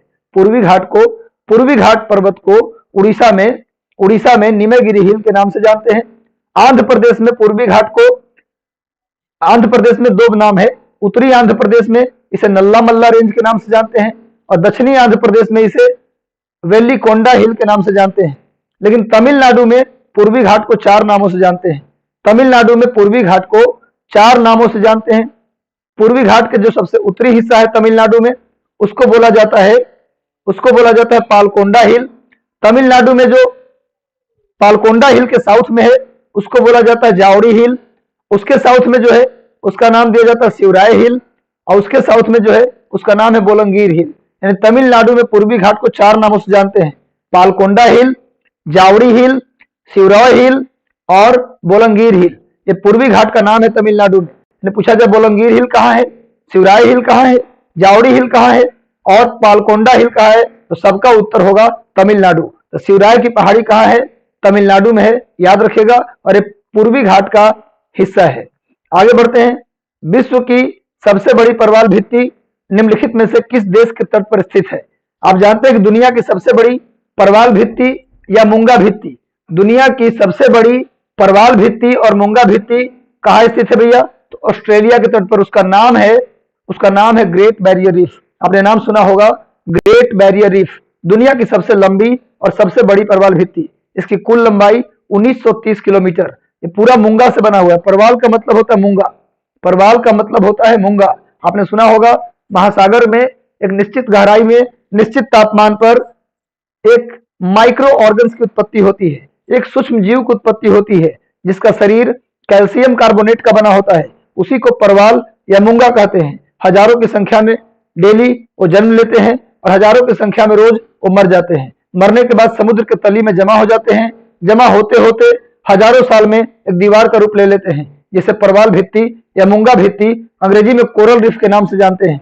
दुनिया की सबसे बड़ी परवाल भित्ति ग्रेट बैरियर रीफ है। वो प्रशांत महासागर में ऑस्ट्रेलिया के नॉर्थ ईस्ट में है। ऑस्ट्रेलिया के उत्तर पूर्व में प्रशांत महासागर में ग्रेट बैरियर रीफ है, जिसकी लंबाई 1930 किलोमीटर है, याद रखिएगा। और जहां पर ये परवाल भित्ति है, ग्रेट बैरियर रीफ जहां पर है तो प्रशांत महासागर, लेकिन लोकल लेवल पे उसे कोरल सी के नाम से जानते हैं। लोकल लेवल पे जहां वो है उसको कोरल सी यानी परवाल सागर के नाम से जानते हैं। परवाल सागर या कोरल सी प्रशांत महासागर का ही हिस्सा है। वहीं पर ग्रेट बैरियर रीफ है जो ऑस्ट्रेलिया के उत्तर पूर्व में है। डायरेक्शन जरूर नोट कर लीजिएगा। ऑस्ट्रेलिया महादेश का 90% हिस्सा रहने लायक नहीं है। ऑस्ट्रेलिया महादेश के मात्र 10% हिस्सा ही रहने लायक है। इसीलिए ऑस्ट्रेलिया की 90% जनसंख्या जो है वो 10% हिस्से में रहती है, और बाकी ऑस्ट्रेलिया की 10% जनसंख्या 80% हिस्सों में रहती है। कहने का मतलब ऑस्ट्रेलिया का 80 to 90% हिस्सा या तो पहाड़ी है, या तो डेजर्ट है, या तो प्लेट्यू है, वो रहने लायक बिल्कुल नहीं है। तो इसीलिए ऑस्ट्रेलिया को प्यासी भूमि का देश या उसे सूखा महादेश के नाम से भी जानते हैं। ड्राई कॉन्टिनेंट या उसे कंट्री ऑफ थर्स्टी लैंड के नाम से भी जानते हैं। ऑस्ट्रेलिया में अब सुने होंगे यहाँ 4 मरुस्थल है, अलग अलग 4 डेजर्ट है। पहले डेजर्ट का नाम है गिब्बन डेजर्ट, दूसरे का नाम है सिम्पसन डेजर्ट, गिब्बन मरुस्थल, सिम्पसन मरुस्थल, ग्रेट सैंडी मरुस्थल और ग्रेट विक्टोरिया मरुस्थल। ऑस्ट्रेलिया में 4 मरुस्थल है, great Victoria, great Sandy, Simpson और गिब्बन। इसको नोट कर लीजिएगा। इसी मरुस्थल में 2 प्लेस है, कालगुरली और कालगुरडी, जो ऑस्ट्रेलिया में गोल्ड के लिए प्रसिद्ध है। ऑस्ट्रेलिया में सोना यहीं से निकाला जाता है। कालगुरली और कालगुरडी ये भी ग्रेट विक्टोरिया मरुस्थल में ही है। बाकी ऑस्ट्रेलिया की राजधानी कैनबरा है। इंडोनेशिया की राजधानी जकार्ता है अभी वर्तमान में, लेकिन इसकी राजधानी चेंज किया जा रहा है। इसकी राजधानी अब हो जाएगा कालीमंतन बोर्नियो द्वीप पर है, क्योंकि जकार्ता अगले 50 साल में डूब जाएगा। ग्लोबल वार्मिंग के कारण समुद्र का लेवल बढ़ रहा है, जिससे जकार्ता अब अगले 50 साल में डूबने वाला है। इसीलिए इंडोनेशिया ने अपनी राजधानी को पहले से ही शिफ्ट करना शुरू कर दिया है। अब उसकी नई राजधानी बन रहा है कालीमंतन, जो इंडोनेशिया के बोर्नियो द्वीप पर है, याद रखिएगा। चलिए अगले प्रश्न पर बढ़ते हैं हम लोग। नीचे दिए गए कथनों पर विचार कीजिए। अटलांटिक महासागर की तुलना में प्रशांत महासागर में तापमान का वार्षिक अंतर अधिक होता है। तापमान का वार्षिक अंतर अधिक होता है। क्वेश्चन पूछ रहा है कि अटलांटिक महासागर की तुलना में टेम्परेचर का जो वार्षिक अंतर है, वार्षिक अंतर का मतलब यह होता है कि पूरे वर्ष की सबसे कम तापमान और पूरे वर्ष का सबसे अधिक तापमान, इसी को बोलते हैं एनुअल टेम्परेचर डिफरेंस, वार्षिक तापांतर। वार्षिक तापांतर का मतलब पूरे साल का सबसे कम तापमान और पूरे साल के सबसे अधिक तापमान के बीच जो अंतर होगा उसको माइनस कर लेंगे, और जो माइनस करके आएगा उसी को बोलते हैं वार्षिक तापांतर। तो कहां पर ऐसा होगा? क्वेश्चन पूछा कि अटलांटिक महासागर की तुलना में प्रशांत महासागर में वार्षिक तापांतर ज्यादा होता है। देखिए, महासागर जितना विस्तृत होगा, ध्यान रखिए इस बात का, ऐसे रटिएगा मत आप लोग इस लाइन को। महासागर जितना ज्यादा खुला होगा, जितना विस्तृत होगा, उसमें टेम्परेचर वेरिएशन उतना ज्यादा नहीं होता। जितना महासागर खुला होगा, जितना महासागर बड़ा होगा, उसमें टेम्परेचर का ज्यादा वेरिएशन नहीं होता। लेकिन महासागर जितना बंद होगा और जितना ही छोटा होगा, उसमें उतना ही ज्यादा टेम्परेचर का वेरिएशन होगा। तो अटलांटिक महासागर प्रशांत महासागर की तुलना में आधी है, पहली बात तो ये। और दूसरा, ये उतना ज्यादा खुला नहीं है, चारों तरफ से बंद है लगभग, इसीलिए तापमान में फ्लक्चुएशन यहाँ ज्यादा होता है। यानी वर्ष का जो अधिकतम तापमान है और जो न्यूनतम तापमान है, उसमें अंतर अटलांटिक महासागर में ज्यादा होता है, न कि प्रशांत महासागर में। क्लियर है? तो ये कोटेशन गलत है। पहला लाइन क्या है? गलत है। दूसरा लाइन क्या है? दक्षिणी गोलार्ध की तुलना में उत्तरी गोलार्ध में, दक्षिणी गोलार्ध की तुलना में उत्तरी गोलार्ध में तापमान का वार्षिक अंतर अधिक होता है। बिल्कुल सही है। देखिए, आप जानते हैं कि दक्षिणी गोलार्ध में समुद्र ज्यादा है, आप जानते हैं कि साउदर्न हेमिस्फीयर में समुद्र ज्यादा है और उत्तरी गोलार्ध में ज्यादा जमीन है। कभी आप वर्ल्ड का मैप देखिएगा ध्यान से, तो आप जानते हैं उत्तर वाले को उत्तरी गोलार्ध और दक्षिण वाले को दक्षिणी गोलार्ध। आप ध्यान से देखेंगे स्टूडेंट, तो आप देखेंगे कि उत्तर में केवल जमीन जमीन दिख रहा है, पानी बहुत कम है, समुद्र है पर बहुत कम है। लेकिन साउदर्न हेमिस्फीयर में समुद्र ज्यादा है लेकिन जमीन कम है। आप ध्यान से उसको देखिएगा, नीचे में समुद्र ज्यादा, जमीन कम, और उत्तर में देखिएगा कि जमीन ज्यादा है और पानी कम है। इसीलिए उत्तरी गोलार्ध को हम महाद्वीपीय गोलार्ध के नाम से भी जानते हैं। Northern hemisphere is known as continental hemisphere, तो वहां ज्यादा कॉन्टिनेंट है, महासागर बहुत कम है, महाद्वीप ज्यादा है। लेकिन दक्षिणी गोलार्ध साउदर्न हेमिस्फीयर में ओशन ज्यादा है, इसीलिए उसे साउदर्न हेमिस्फीयर को हम लोग ओशनिक हेमिस्फीयर या दक्षिणी गोलार्ध को हम लोग महासागरीय गोलार्ध के नाम से जानते हैं। तो बता दूं आपको कि जमीन पर जितना टेम्परेचर का डिफरेंस मिलता है, जमीन पर जितना टेम्परेचर का डिफरेंस मिलता है उतना टेम्परेचर डिफरेंस पानी में नहीं मिलता। समझ में आ रहा है बात ना? तो क्वेश्चन क्या पूछ रहा है कि दक्षिणी गोलार्ध की तुलना में उत्तरी गोलार्ध में तापमान का वार्षिक अंतर अधिक होता है। बिल्कुल, उत्तरी गोलार्ध में जमीन ज्यादा है तो जमीन पर तापमान का फ्लक्चुएशन ज्यादा होगा, तो तापमान का अंतर यहाँ ज्यादा मिलेगा। तो दूसरा कोटेशन सही है, इसलिए इसका आंसर हो जाएगा केवल 2, यानी बी, केवल बी आंसर हो जाएगा। समझ में आ रहा है? तो नोट कर लीजिएगा, उत्तरी गोलार्ध को महाद्वीपीय गोलार्ध कहते हैं और दक्षिणी गोलार्ध को महासागरीय गोलार्ध कहते हैं। क्यों कहते हैं? क्योंकि दक्षिण में महासागर ज्यादा है और उत्तर में महाद्वीप ज्यादा है। अगले प्रश्न पर बढ़ते हैं हम लोग। प्रथम लोकसभा के अध्यक्ष कौन थे? प्रथम लोकसभा के अध्यक्ष कौन थे? कौन थे भाई? तो जीवी मावलंकर, सब जानते हैं। भारत के पहले लोकसभा अध्यक्ष कौन थे? आजादी के बाद, आजादी जब मिली तो भारत में जब लोकसभा राज्यसभा का गठन हुआ तो लोकसभा के अध्यक्ष बनने वाले पहले व्यक्ति कौन थे? तो जीवी मावलंकर, जीवी मावलंकर, याद रखिएगा। वैसे बता दूं कि जब ब्रिटिश सरकार भारत में थी, जब हमें आजादी नहीं मिला था, तो लोकसभा की बात जो कर रहे हैं ना आप, इस लोकसभा का गठन पहली बार 1919 के अधिनियम में किया गया था। 1919 के जो भारत शासन अधिनियम आया था, यानी Montagu Chelmsford reform, Montagu Chelmsford reform के तहत एक कानून पारित किया गया था जिसका नाम था भारत शासन अधिनियम 1919। इसी के तहत पहली बार केंद्रीय विधानसभा बनाया गया था। पहली बार केंद्रीय विधानसभा 1919 के अधिनियम में बनाया गया था। केंद्रीय विधान परिषद पहले से था, केंद्रीय विधान परिषद पहले से था, यानी कि केंद्र में पहले एक ही सदन हुआ करता था। 1919 से पहले एक ही सदन हुआ करता था, केंद्रीय विधानसभा, केंद्रीय विधान परिषद। लेकिन पहली बार केंद्रीय विधानसभा बनाया गया। यानी क्वेश्चन पूछा जाए कि पहली बार द्विसदनीय विधायिका, केंद्र में द्विसदनीय विधायिका का निर्माण कब किया गया? तो 1919 के अधिनियम में किया गया। पहली बार केंद्रीय विधानसभा बनाया गया, केंद्रीय विधानसभा बनाया गया। जो पहले केंद्रीय विधानसभा था उसी को आजादी के बाद क्या बना दिया गया? लोकसभा। केंद्रीय विधान परिषद को राज्यसभा और केंद्रीय विधानसभा को लोकसभा कहा गया। अगर उसके हिसाब से देखा जाए तो केंद्रीय विधानसभा का चुनाव 1923 में हुआ था, केंद्रीय विधानसभा बना ही 1919 में, तो उसका पहली बार आम चुनाव कब कराया गया? 1923 में। और बता दें कि उसमें कांग्रेस स्वराज पार्टी ने चुनाव लड़ा। कांग्रेस स्वराज पार्टी का नाम आपने सुना होगा। 1 जनवरी 1923 को कांग्रेस स्वराज पार्टी का गठन किया गया था। पंडित मोतीलाल नेहरू, चित्तरंजन दास, विठल भाई पटेल, इन लोगों ने मिलकर 1 जनवरी 1923 को कांग्रेस स्वराज पार्टी का गठन किया था। वो भी किस लिए? केंद्रीय विधानसभा के चुनाव लड़ने के लिए। केवल उनका मकसद था कि केंद्रीय विधानसभा का चुनाव हमें लड़ना है, केंद्रीय विधानसभा का चुनाव लड़ना है। और उस चुनाव में कांग्रेस स्वराज पार्टी को बहुमत मिला। उस चुनाव में कांग्रेस स्वराज पार्टी को बहुमत मिला और केंद्रीय विधानसभा के पहले चुने हुए अध्यक्ष बने। कौन बने भैया? तो विठल भाई पटेल। विठल भाई पटेल, अगर वैसे देखा जाए तो पहले अध्यक्ष कौन थे? विठल भाई पटेल। क्लियर है? हालांकि चुने हुए अध्यक्ष पूछा जाए तो आंसर होगा विठल भाई पटेल। लेकिन उससे भी पहले जब केंद्रीय विधानसभा बना 1919 में, तो उससे भी पहले केंद्रीय विधानसभा का अध्यक्ष कौन होता था? खुद गवर्नर होता था। स्वयं गवर्नर जनरल ही केंद्रीय विधानसभा का अध्यक्ष था 1919 से लेकर 1921 तक। लेकिन 1921 में पहली बार गवर्नर ने क्या किया कि एक अलग से स्पीकर की अपॉइंटमेंट की, जिसका नाम था सर फ्रेडरिक व्हाइट। यानी केंद्रीय विधानसभा के अध्यक्ष बनने वाले पहले व्यक्ति सर फ्रेडरिक व्हाइट थे।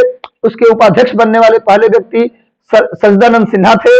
पर इनका मनोनयन किया गया था, ये अपॉइंटेड थे, ये चुनाव नहीं हुआ था इनका। लेकिन 1923 में चुनाव हुआ और चुनाव के बाद कांग्रेस स्वराज पार्टी को बहुमत मिला और पहले चुने हुए अध्यक्ष पूछा जाए केंद्रीय विधानसभा का तो आंसर होगा विठल भाई पटेल। अब यही केंद्रीय विधानसभा आजादी के बाद क्या बन गया? लोकसभा। तो आजादी के बाद इसके पहले अध्यक्ष कौन थे? तो जीवी मावलंकर। याद रखिएगा, जीवी मावलंकर। पूरी बात समझ में आ गया? केंद्रीय विधानसभा का गठन 1919 के अधिनियम के तहत। पहले इसके अध्यक्ष कौन होता था? गवर्नर। पहली बार अपॉइंटेड तो सर फ्रेडरिक व्हाइट अध्यक्ष थे और उपाध्यक्ष कौन थे? सच्चिदानंद सिन्हा। पहले चुने हुए अध्यक्ष कौन थे? विठल भाई पटेल। और आजादी के बाद पहले अध्यक्ष कौन थे? तो जीबी मावलंकर। चलिए आगे बढ़ते हैं। निम्नलिखित में से कौन भारत के केंद्रीय वित्त मंत्री रहे हैं?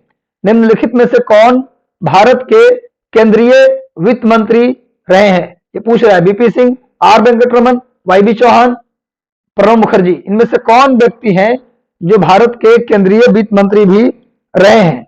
केंद्रीय वित्त मंत्री भी रहे चारों लोग। बीपी सिंह भी वित्त मंत्री रह चुके हैं, भारत के प्रधानमंत्री थे, पर बीपी सिंह को जाना जाता है मंडल कमीशन की सिफारिशों को लागू करने के लिए। अत्यंत पिछड़ा वर्ग या अन्य पिछड़ा वर्ग को आरक्षण देने का काम किसने किया? तो बीपी सिंह ने किया। बीपी सिंह ने मंडल कमीशन की सिफारिश को लागू किया था, इसलिए जाने जाते हैं।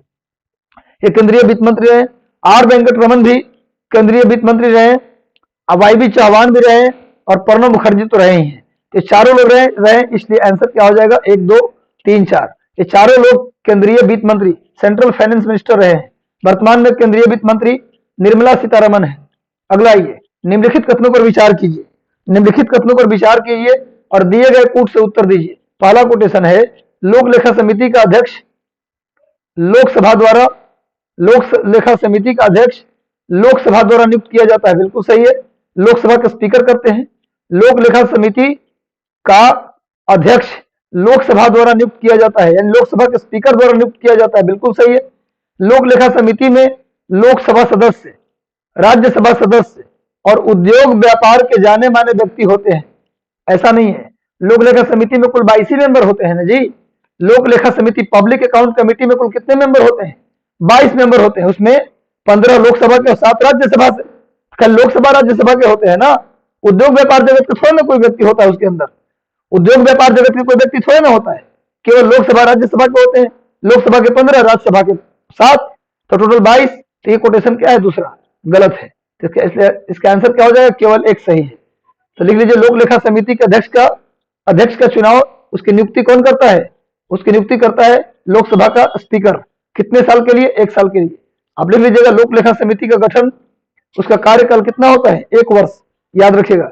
वैसे बता दें कि पब्लिक, जैसे हमने अभी बताया कि केंद्रीय विधानसभा 1919 के अधिनियम के तहत लाया गया था, उसी प्रकार लोक लेखा समिति की स्थापना भी 1919 के अधिनियम के तहत 1921 में ही हो गया था। क्लियर है? पब्लिक अकाउंट कमेटी करता क्या है? ये कैग के रिपोर्ट की जांच करता है।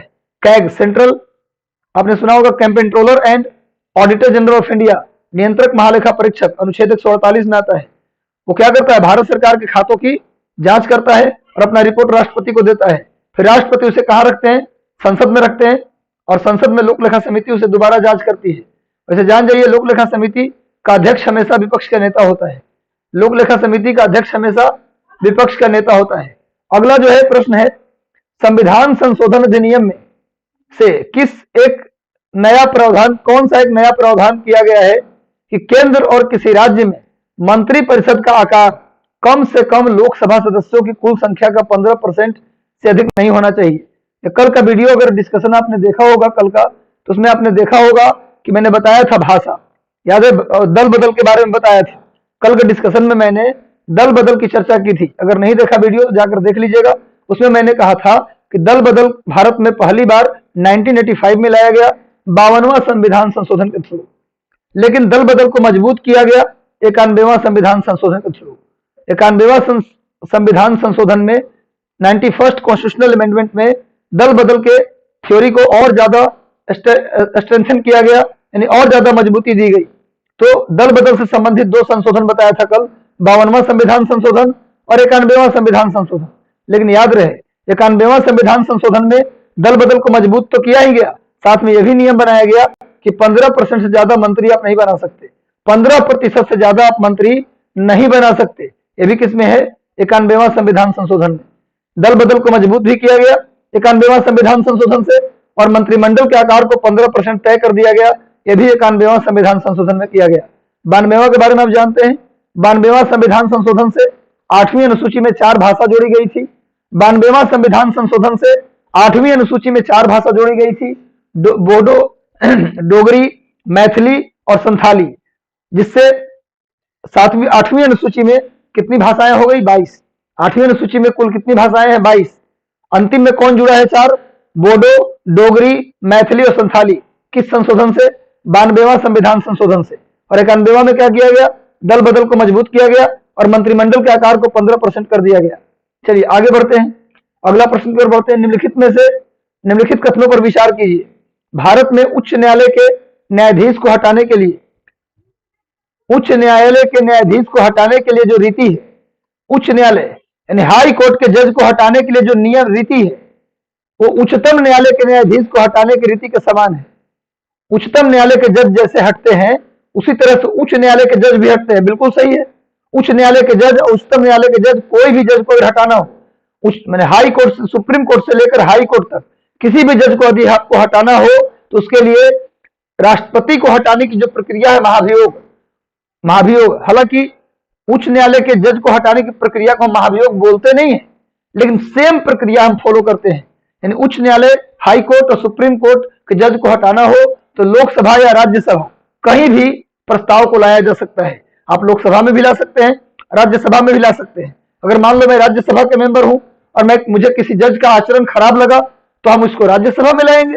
अगर मैं लोकसभा का मेंबर हूं, अगर किसी जज का आचरण हमको ठीक नहीं लगा तो हम लोकसभा में लाएंगे।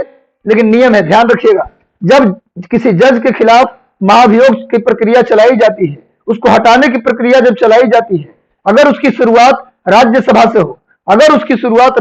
से हो तो जिस व्यक्ति के द्वारा ये प्रक्रिया लाया गया है, कम से कम उस सभा के 50 लोगों का साइन होना चाहिए। यानी कि महाभियोग की प्रक्रिया, हटाने की प्रक्रिया शुरू करने से पहले ही क्या होना चाहिए? 50 सांसद का साइन होना चाहिए उस पर कि हाँ जी लाया जाए। ये राज्यसभा का नियम है। लोकसभा में 100 सांसद, लोकसभा में अगर ला रहे हैं तो कम से कम 100 सांसद का सिग्नेचर पहले होना चाहिए, तभी यह प्रक्रिया शुरू हो सकती है। और राज्यसभा में ला रहे हैं तो 50 सांसद। जब ये साइन हो जाता है सांसद का, उसके बाद जाता है स्पीकर के पास है मैटर। स्पीकर फिर क्या करते हैं कि 3 जजों की टीम बनाते हैं और ये जांच करवाते हैं कि रियल में ऐसी बात है कि यार झूठ मूठ का हटाने का मतलब कोई ईर्ष्यावश तो ऐसा नहीं कर रहा है, उसकी जांच करवाते हैं। जांच में वाली टीम भी कह देती है कि ना गलती हुआ है, तब ये प्रक्रिया शुरू किया जाता है। इतना आसान नहीं है जजों को हटाना, इसीलिए जज स्वतंत्र रूप से अपना काम कर पाते हैं। तो भैया पहला बिल्कुल सही है, इसको हटाने की जो रीति है सर्वोच्च न्यायालय के जज के जैसा है। ठीक है, समझ में आ गया। नेक्स्ट आइए दूसरा प्रश्न, ये कोटेशन 1 तो सही है। उच्च न्यायालय का कोई स्थायी न्यायाधीश अपने पद से सेवानिवृत्ति के पश्चात भारत में किसी भी न्यायालय किसी प्राधिकारी के समक्ष वकालत नहीं कर सकता है। कह रहा है उच्चतम न्यायालय का कोई न्यायाधीश, उच्चतम न्यायालय का कोई भी जज अपने रिटायरमेंट के बाद, सेवानिवृत्ति के बाद अपने सेवानिवृत्ति के बाद भारत के किसी भी न्यायालय किसी भी प्राधिकारी के समक्ष वकालत नहीं कर सकता। उच्चतम न्यायालय का जज उच्चतम न्यायालय या उसके नीचे की अदालत में न्यायाधीश बनने के बाद वो वकील का काम नहीं कर सकता, लेकिन अपर अदालत में वो कर सकता है। इसलिए दूसरा कोटेशन क्या है? गलत है। इसका सही उत्तर हो जाएगा केवल 1। क्या सही उत्तर होगा? केवल 1, याद रखिएगा। नेक्स्ट आते हैं, भारत में नीचे कुछ खाद्यान्नों का नाम दिया गया है, कुछ भोजन का नाम दिया गया है, उसके उत्पादन के हिसाब से सही क्रम में सजाइए। किसका उत्पादन सबसे ज्यादा, उसके बाद किसका, उसके बाद किसका, उसके बाद किसका। तो आप जानते हैं भारत में सबसे ज्यादा उत्तर से दक्षिण तक चले जाओ, संपूर्ण उत्तर प्रदेश, पूरा बिहार, पूरा बंगाल, पूरा नॉर्थ ईस्ट, आंध्र प्रदेश, छत्तीसगढ़, उड़ीसा, एक पूरा का पूरा चावल खाता है। इन सभी जगहों पर बड़े पैमाने पर चावल उगाया जाता है। तो भारत में सबसे ज्यादा क्या उगाया जाता है? चावल। तो हम लोग को अगर आंसर करना हो और एग्जाम में हमको ये प्रश्न का उत्तर नहीं पता हो तो कैसे करेंगे? एक तो गेस करेंगे चावल, तो जहां पर चावल ज्यादा होगा, चावल फर्स्ट नंबर पर होगा, वो आंसर होगा। तो आंसर या तो बी होगा या तो आंसर डी होगा। उसके बाद सेकंड नंबर पे गेहूं है, सब जानते हैं। चावल के बाद हम लोग गेहूं की रोटी खाना पसंद करते हैं, तो चावल के बाद गेहूं उगाते हैं। उसके बाद मोटा अनाज, मोटा अनाज में सब कुछ आ जाता है, मक्का भी आ जाता है, ज्वार भी आ जाता है, बाजरा भी आ जाता है, दाल भी आ जाता है। क्योंकि यहाँ पर दाल पहले दे दिया है तो केवल दाल मोटा अनाज से ज्यादा नहीं होता, केवल दाल मोटा अनाज से ज्यादा नहीं होता। इसका मतलब चावल गेहूं के बाद क्या आएगा? मोटा अनाज आएगा। क्योंकि मोटा अनाज में सब आ जा रहा है ना, तो टोटल मिला लेंगे तो दाल से ज्यादा हो जाएगा, और उसके बाद आएगा दाल। इसका सही उत्तर हो जाएगा डी, चावल, गेहूं, मोटा अनाज और दाल। देखिए मैंने बार बार बोला है आपको कि परीक्षा में, एग्जाम में आपको जो प्रश्न नहीं आता, ये जरूरी नहीं कि नहीं आता तो हमसे नहीं होगा। आप अगर प्रश्नों पर विचार करें तो आप एक आंसर निकाल लेंगे जो सही उत्तर होगा, यदि उस पर सोचेंगे तो। यदि परीक्षा हॉल में घबरा गए प्रश्नों को देखकर, और उसके कारण प्रश्न को पढ़ा ही नहीं आपने, तो हो सकता है कि आप घाटे में चले जाएं। इसलिए कोशिश करना चाहिए कि जो प्रश्न नहीं आता, पहले तो क्या करना चाहिए कि जो क्वेश्चन हमें आ रहा है उसे अटेम्प्ट करते चले गए, फिर उसके बाद सेकेंड अटेम्प्ट में आए तो जो क्वेश्चन हमें नहीं आ रहा है उस पर विचार करके देखेंगे, और विचार करेंगे आप, सोचेंगे आप। जैसे अभी मैंने सोचा कि भारत में चावल ज्यादा लोग खाते हैं, तो चावल के उत्पादन यहाँ ज्यादा होता है, उसके बाद गेहूं ज्यादा, फिर मोटा अनाज, तो सोचेंगे तो आंसर हो जाएगा। चलिए अगले प्रश्न पर बढ़ते हैं। निम्नलिखित में से कौन संघाई सहयोग संगठन का सदस्य नहीं है? संघाई सहयोग संगठन का सदस्य कौन नहीं है? यूक्रेन। यूक्रेन संघाई सहयोग संगठन का मेंबर नहीं है। यूक्रेन यूरोप के एक देश है जिसकी राजधानी है, यूक्रेन की राजधानी क्यू। यूक्रेन की राजधानी कहाँ है? यूक्रेन के कैपिटल है क्यू। यूक्रेन जो था वो पहले सोवियत संघ का हिस्सा हुआ करता था, बाद में सोवियत संघ का डिवीजन हुआ, फिर यूक्रेन अलग देश बना। यूक्रेन की राजधानी है क्यू। इसका जो क्रीमिया प्रदेश है वो ब्लैक सी को टच करता है, यानी यूक्रेन का जो बाउंड्री है काला सागर को छूता है।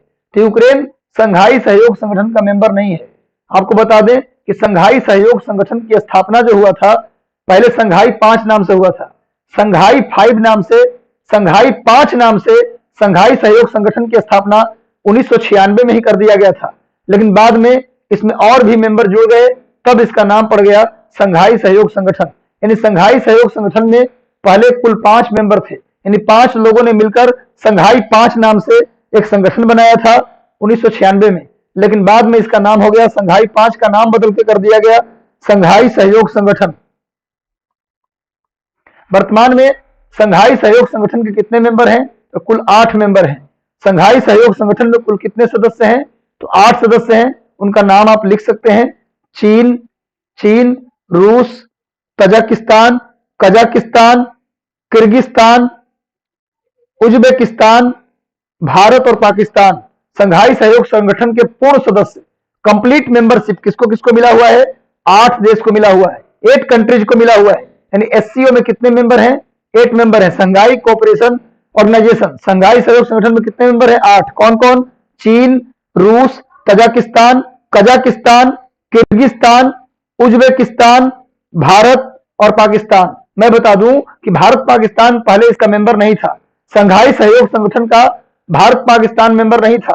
2017 में, लिख लीजिए, नोट कर लीजिए, 2017 में भारत और पाकिस्तान भी को भी संघाई सहयोग संगठन का पूर्ण मेंबर बनाया गया। भारत पाकिस्तान 2017 में जुड़ा। 17 तक संघाई सहयोग संगठन में कुल कितने सदस्य थे? 6 सदस्य थे, लेकिन जब भारत पाकिस्तान 2017 में जुड़ गया तब इसके मेंबर कितने हो गए? 8 हो गए। याद रखिएगा। तो इसका मेंबर कौन नहीं है भाई? तो यूक्रेन नहीं है। आगे आइए, नेक्स्ट हम लोग आते हैं, भारत सरकार द्वारा प्रारंभ किया गया एक प्रमुख उपकरण एमसीए का मतलब एमसीए 21 किस क्षेत्र से संबंधित है? इसका संबंध तो ई प्रशासन से है। किससे संबंध? ई प्रशासन से। एक्चुअली एमसीए का मतलब होता है मिनिस्ट्री ऑफ कॉर्पोरेट अफेयर।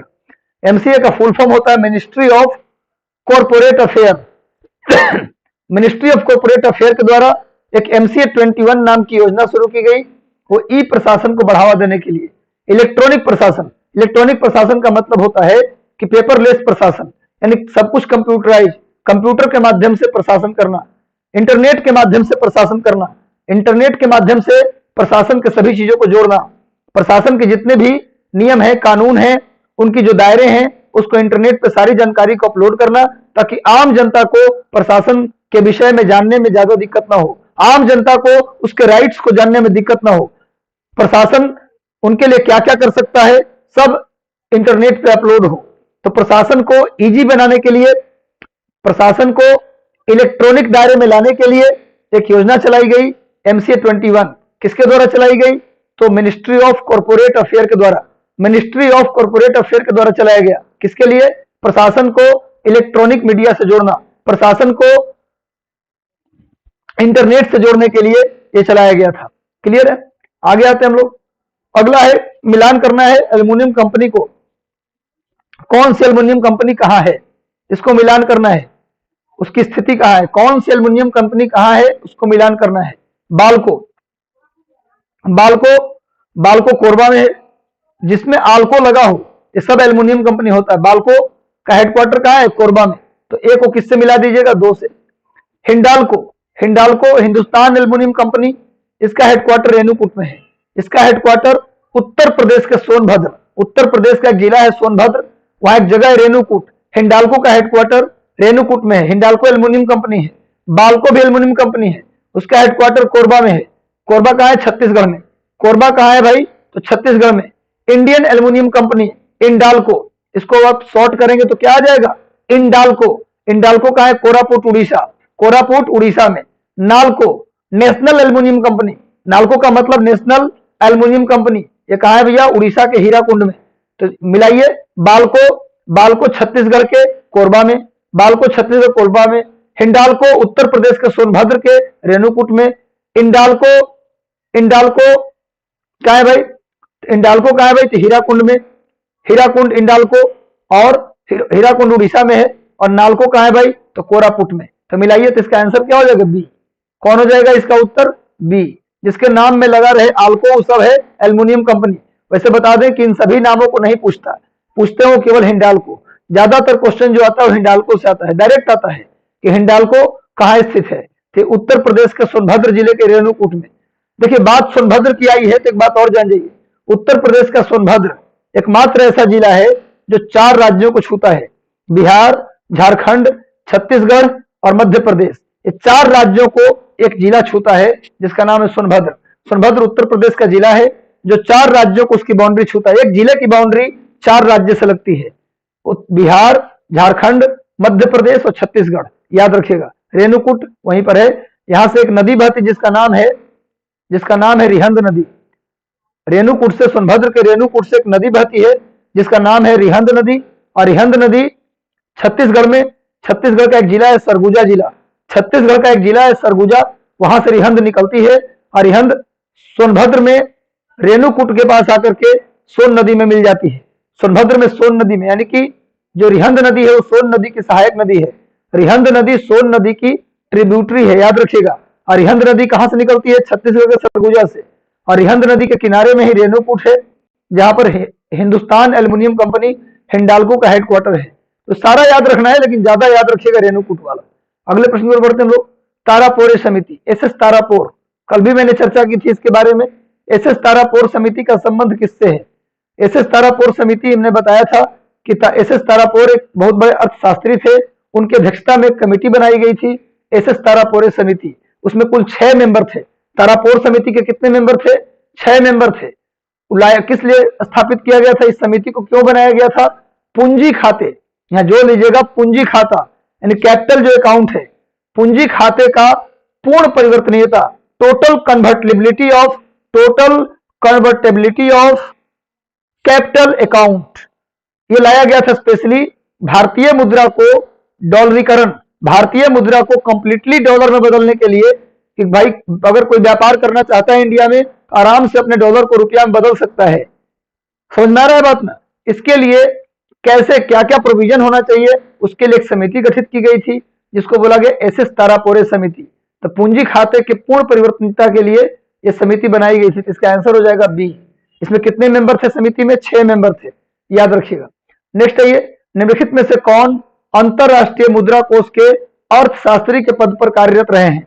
इनमें से कौन व्यक्ति हैं जो इंटरनेशनल मॉनेटरी फंड IMF, जिसका हेडक्वार्टर वाशिंगटन डीसी में है और जिसकी स्थापना ब्रेटन वुड्स सम्मेलन 1944 में एक ब्रेटन वुड्स सम्मेलन हुआ था, उसी सम्मेलन के सिफारिश के आधार पर WTO और गैट की स्थापना की गई थी। उसी सम्मेलन के सिफारिश के आधार पर IMF की स्थापना की गई थी और उसी सम्मेलन के सिफारिश के आधार पर वर्ल्ड बैंक की स्थापना की गई थी। ये तीनों की स्थापना ब्रेटन वुड्स सम्मेलन के सिफारिश पर किया गया था जो 1944 में हुआ था। तो क्वेश्चन आ रहा है कि अंतरराष्ट्रीय मुद्रा कोष जिसका हेडक्वार्टर वाशिंगटन डीसी में है, इनमें से कौन से व्यक्ति उसके मुख्य अर्थशास्त्री के पद पर कार्यरत रहे हैं? इसका सही उत्तर हो जाएगा सी, रघुराम राजन। कौन रहे हैं भैया? रघुराम राजन रहे हैं। केवल इनमें से रघुराम राजन जो है इंटरनेशनल मॉनेटरी फंड के मुख्य कार्य अर्थशास्त्री यानी कि चीफ इकोनॉमिस्ट रहे हैं। याद रखिएगा, वही रघुराम राजन जो आरबीआई के गवर्नर भी रहे हैं। आरबीआई के रिजर्व बैंक ऑफ इंडिया के गवर्नर भी कौन रहे हैं? रघुराम राजन रहे हैं। चलिए नेक्स्ट आते हैं। आप जानते हैं कि IMF की करेंसी कौन है? ये भी नोट कर लीजिएगा। IMF का हेडक्वार्टर कहाँ है? वाशिंगटन डीसी में। ब्रेटन वुड्स सम्मेलन से आईएमएफ की स्थापना की गई और आईएमएफ की जो करेंसी है उसका नाम है एसडीआर। आईएमएफ की करेंसी का नाम है SDR, special drawing right. Special drawing right, SDR का फुल फॉर्म होता है स्पेशल ड्रॉइंग राइट, यानी कि विशेष आहरण अधिकार। हिंदी में इसको बोलते हैं विशेष आहरण अधिकार। तो एसडीआर अंतरराष्ट्रीय मुद्रा कोष की करेंसी है, नोट कर लीजिएगा। अगले प्रश्न की ओर बढ़ते हैं हम लोग। निम्नलिखित में से निम्नलिखित प्रकार के कांच है, इनमें एक कांच का प्रकार दिया गया, कार्य टाइप हो गया है, अब इसको कांच समझे। निम्नलिखित प्रकार के कांचों में से कौन सा एक ऐसा कांच है जो पाराबैंगनी किरणों को विच्छेदित कर देता है, यानी पाराबैंगनी किरणों से हमें बचा लेता है। ऐसा कौन सा शीशा है, ऐसा कौन सा कांच है जो हमें पैराबैंगनी किरणों से बचाता है? उसका सही उत्तर होगा क्रुक्स कांच। क्रुक्स कांच, आप जानते हैं ना कि हम अपने आंख को धूप से बचाने के लिए क्या लगाते हैं? गोगल्स पहनते हैं, ब्लैक कलर का, याद होगा। जब भी आप बाइक लेके निकलते हैं रोड पर तो गोगल्स पहन के निकलते हैं। क्यों निकलते हैं भाई? क्योंकि धूप से आंख को बचाना है, धूप से आंख को बचाना है। तो कौन सा शीशा होता है वो?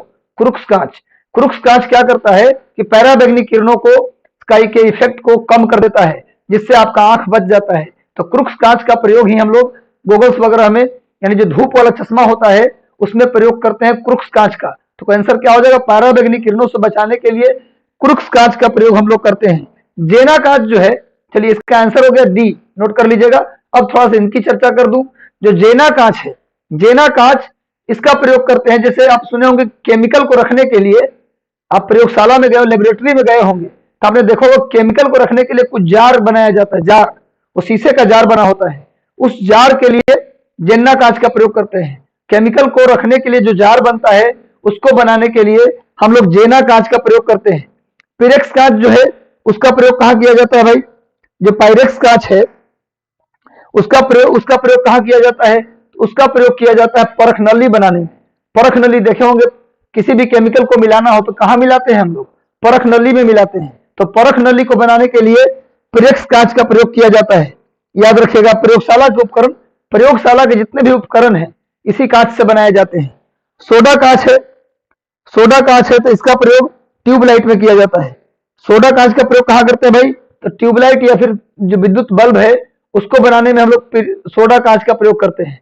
लेकिन इसका आंसर क्या होगा? पाराबैंगनी किरणों से बचाने के लिए क्रुक्स कांच, धूप चश्मा में क्रुक्स कांच का ही प्रयोग करते हैं, ध्यान रखिएगा। अगला क्वेश्चन है, सूर्य से दूरी के क्रम में निम्नलिखित में से दो ग्रह मंगल और यूरेनस के बीच में कौन है? दो ग्रह मंगल और यूरेनस, मंगल और यूरेनस के बीच में इनमें से कौन दो ग्रह है जो क्रम से बताना है? सूर्य से दूरी के हिसाब से, क्रम से। तो सूर्य के बाद कौन आता है? बुध। बुध सबसे नजदीक है, मरकरी। बुध को अंग्रेजी में क्या बोलते हैं? मरकरी। तो मरकरी सूर्य के सबसे पास में है। बुध के बाद शुक्र आता है, वीनस, उसके बाद वीनस है, बुध शुक्र हो गया, उसके बाद आता है पृथ्वी। एंड थर्ड नंबर पे सूरज के नजदीक कौन है? धरती है। थर्ड नंबर पे सूरज के नजदीक कौन है? धरती है। उसके बाद आता है पृथ्वी, उसके बाद कौन आता है? पृथ्वी। तो पूछ रहा है पृथ्वी नहीं बल्कि मंगल और यूरेनस के बीच, मंगल और यूरेनस के बीच कौन है? तो सबसे पहले क्या बताया? बुध, उसके बाद शुक्र, उसके बाद पृथ्वी, तब मंगल। ये क्रम से जा रहा हूं। तो भैया इसका मतलब पृथ्वी, बुध और शुक्र तो होगा नहीं, यानी जहां जहां पृथ्वी है उसको तो ऐसे ही हटा लीजिए, वो मंगल यूरेनस के बीच में नहीं है तो पृथ्वी को हटा लीजिए। तो ए और बी ऑप्शन गया, ए और बी ऑप्शन ऐसे ही गया। तो कौन है भैया पूछ रहे? ए और बी नहीं, सॉरी, ए और सी ऑप्शन, जहां पृथ्वी है उसको हटाइएगा ना, तो पृथ्वी पहले ही पड़ गया। तो पूछ रहा है मंगल और यूरेनस के बीच में कौन है? तो ये दोनों हट गए, तो कौन पड़ेगा भैया? शनि और वरुण को दे रहा है। तो वरुण क्या आता है? यूरेनस के बाद आता है, तो वरुण को भी गायब कर दीजिए। वरुण का मतलब नेपच्यून होता है। यूरेनस के बाद कौन आता है? नेपच्यून आता है। तो नेपच्यून क्या हो जाएगा? यूरेनस के बाद ही ना आएगा भाई। तो इसका मतलब ये भी गायब हो गया, तो तीन ऑप्शन तो ऐसे ही गायब हो गया। तो आंसर क्या होगा? बृहस्पति और शनि। यानी पूछ रहा है मंगल और यूरेनस के बीच में इनमें से कौन सा ग्रह है? तो देखिए भाई, पहले बुध आ गया, फिर शुक्र आ गया, फिर पृथ्वी आ गया, फिर मंगल आ गया। तो बुध शुक्र पृथ्वी तो बाहर ऐसे ही हो गया, मंगल से पहले ही आ गया। ये पूछ रहा है मंगल यूरेनस के बीच, तो मंगल और यूरेनस के बीच पूछ रहा है। तो वरुण मतलब नेपच्यून, ये नेपच्यून जो है यूरेनस के बाद आता है, तो ये भी बीच में नहीं पड़ रहा है, तो ये भी ऑप्शन गया। तो पूछ रहा है कौन कौन सा ग्रह है जो इन दोनों के बीच में आता है? तो बृहस्पति और शनि जो है किसके बीच में आता है? मंगल और यूरेनस के बीच में आता है, याद रखिएगा। क्लियर है? वैसे बृहस्पति और मंगल के बीच छोटे छोटे ग्रह पाए जाते हैं जिसको हम लोग एस्ट्रॉयड या क्षुद्र ग्रह के नाम से जानते हैं। क्वेश्चन आता है कि एस्ट्रॉयड किन ग्रहों के बीच मिलते हैं?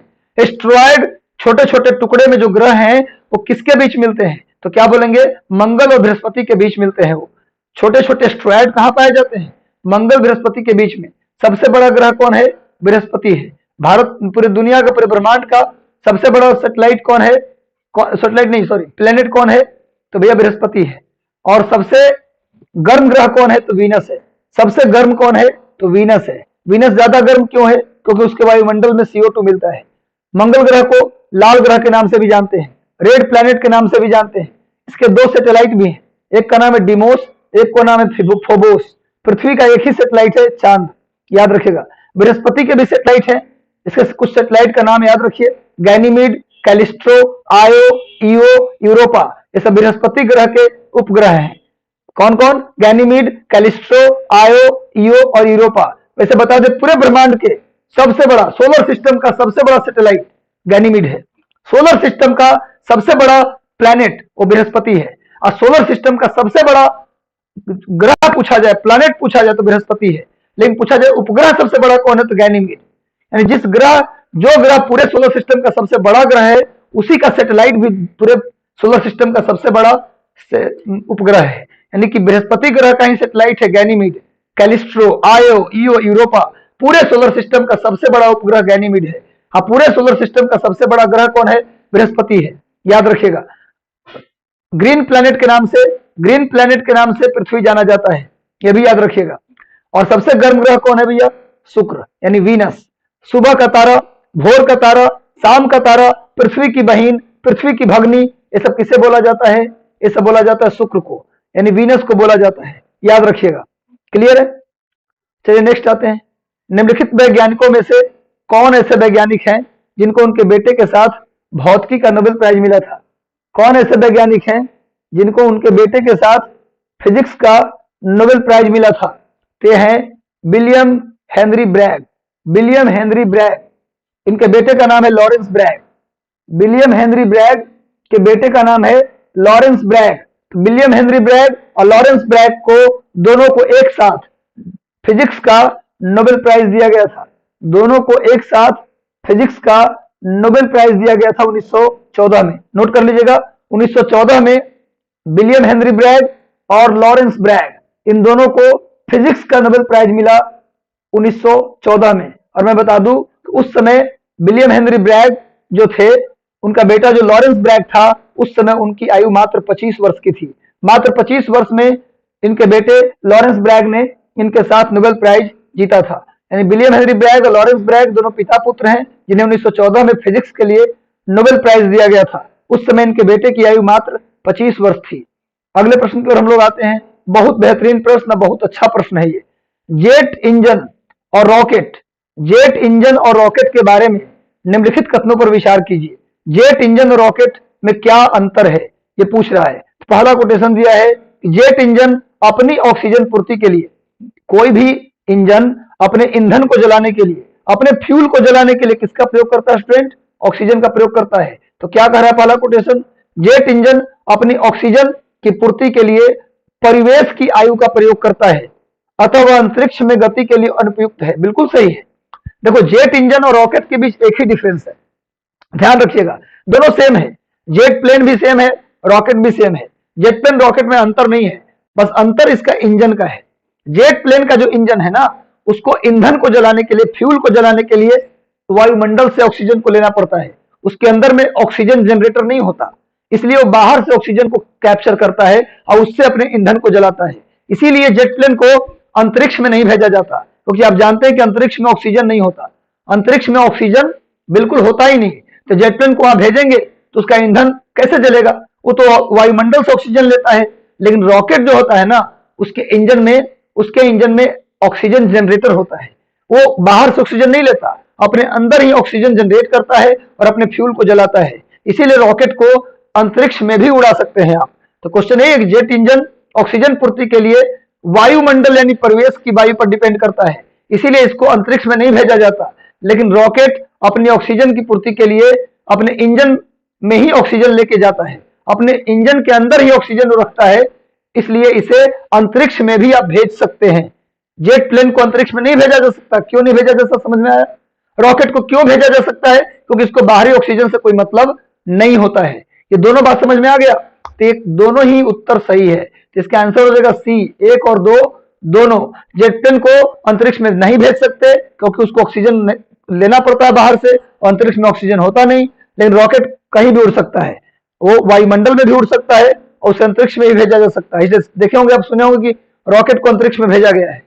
नेक्स्ट आइए, अगला प्रश्न है, हमेशा सुनते होंगे शब्द बैरल, बैरल सुनते होंगे। पेट्रोलियम के मात्रा को डिफाइन करने के लिए, उसे मेजरमेंट करने के लिए हम लोग बैरल का उपयोग करते हैं। तो क्वेश्चन यही पूछा है कि तेल के एक बैरल में लगभग कितना लीटर होता है?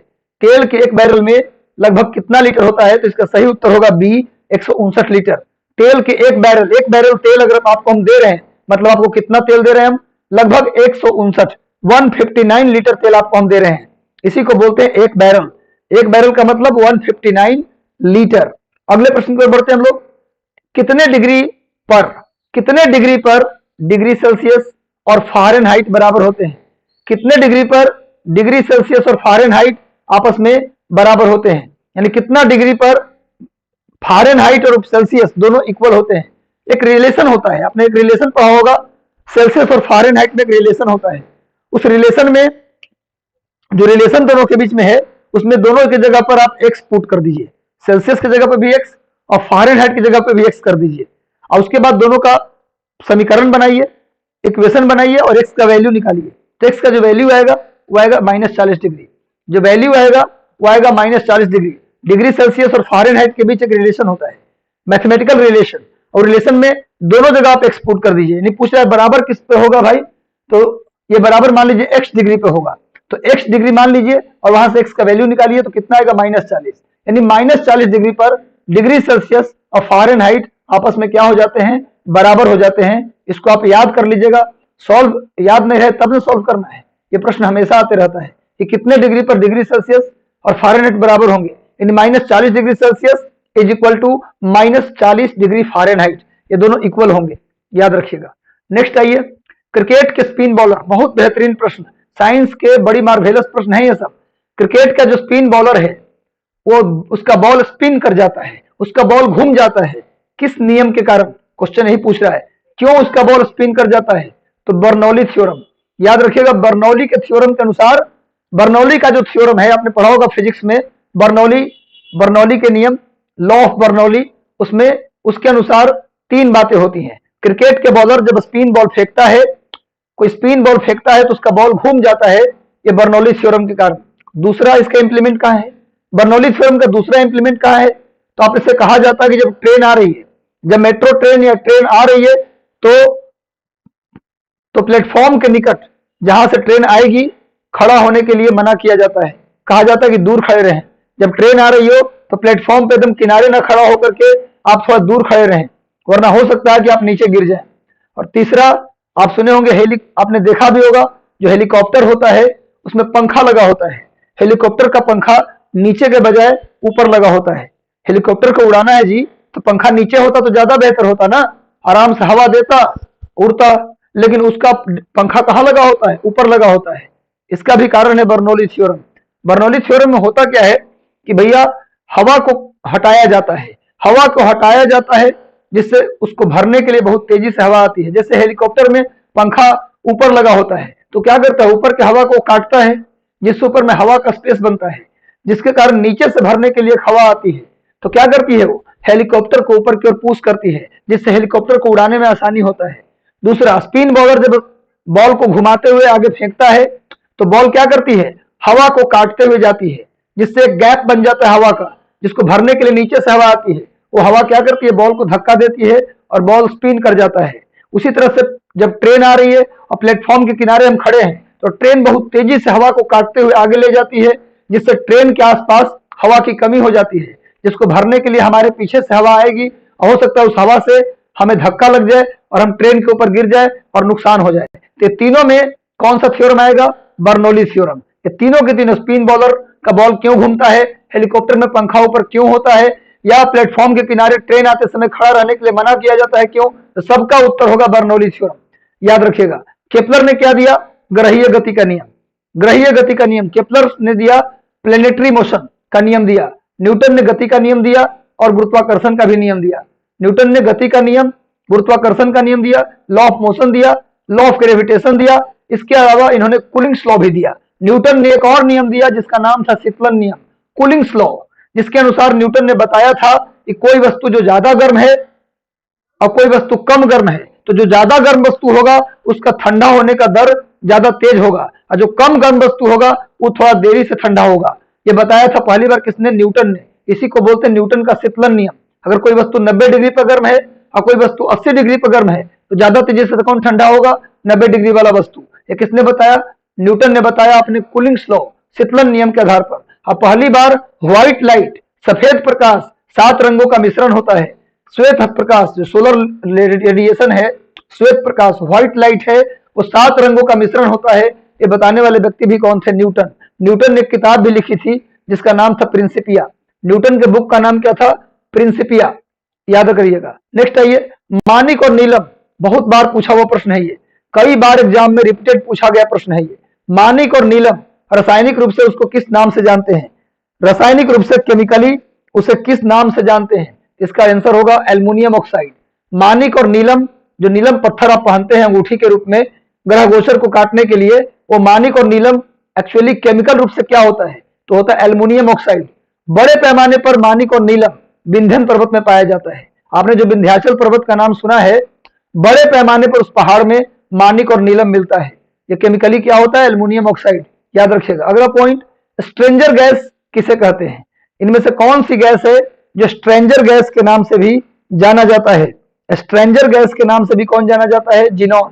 जिनॉन को स्ट्रेंजर गैस भी कहते हैं। आपने सुना होगा इनर्ट गैस का नाम। इनर्ट गैस कौन कौन से भैया? तो हीलियम, इनर्ट गैस में कौन कौन आता है? Helium, neon, argon, krypton, xenon और रेडॉन। तो जेनॉन जो है ना, वो स्ट्रेंजर गैस भी कहा जाता है इसे, और ये इनर्ट गैस भी है, ये अक्रिय गैस भी है। मतलब कि ये किसी से रिएक्शन भी नहीं करता, यानी अक्रिय गैस है। अक्रिय गैस कौन कौन बताया? Helium, neon, argon, krypton, xenon और रेडॉन। कुल 6 ऐसे एलिमेंट हैं जिसको इनर्ट गैस कहा जाता है। तो जेनॉन भी एक इनर्ट गैस है, इसे स्ट्रेंजर गैस के नाम से भी जानते हैं। नेक्स्ट है ये, किसका मिश्रण, कौन सा ऐसा चीज है जिसको मिलने से कोयला के खान में विस्फोट हो जाता है?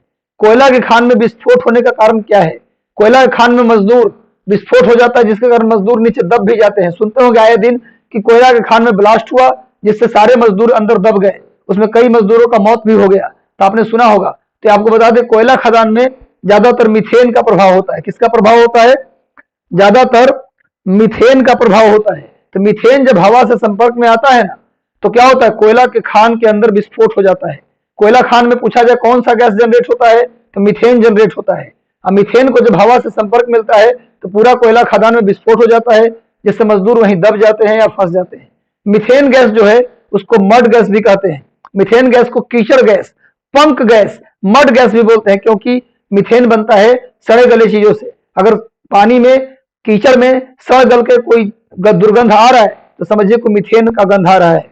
तो मीथेन गैस को पंक गैस, कीचड़ गैस, मड गैस के नाम से भी जानते हैं। CH4 इसका फॉर्मूला होता है।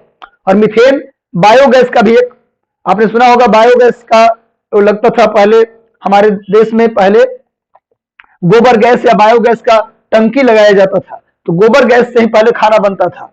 उसमें टंकी होती थी जिसमें गोबर वगैरह डाल दिया करते थे, आदमियों का मल भी डाल दिया करते थे, कीचड़ डाल दिया करते थे, सड़ा हुआ चीज डाल दिया करते थे, और उससे जो गैस बनता था उसका नाम था मीथेन।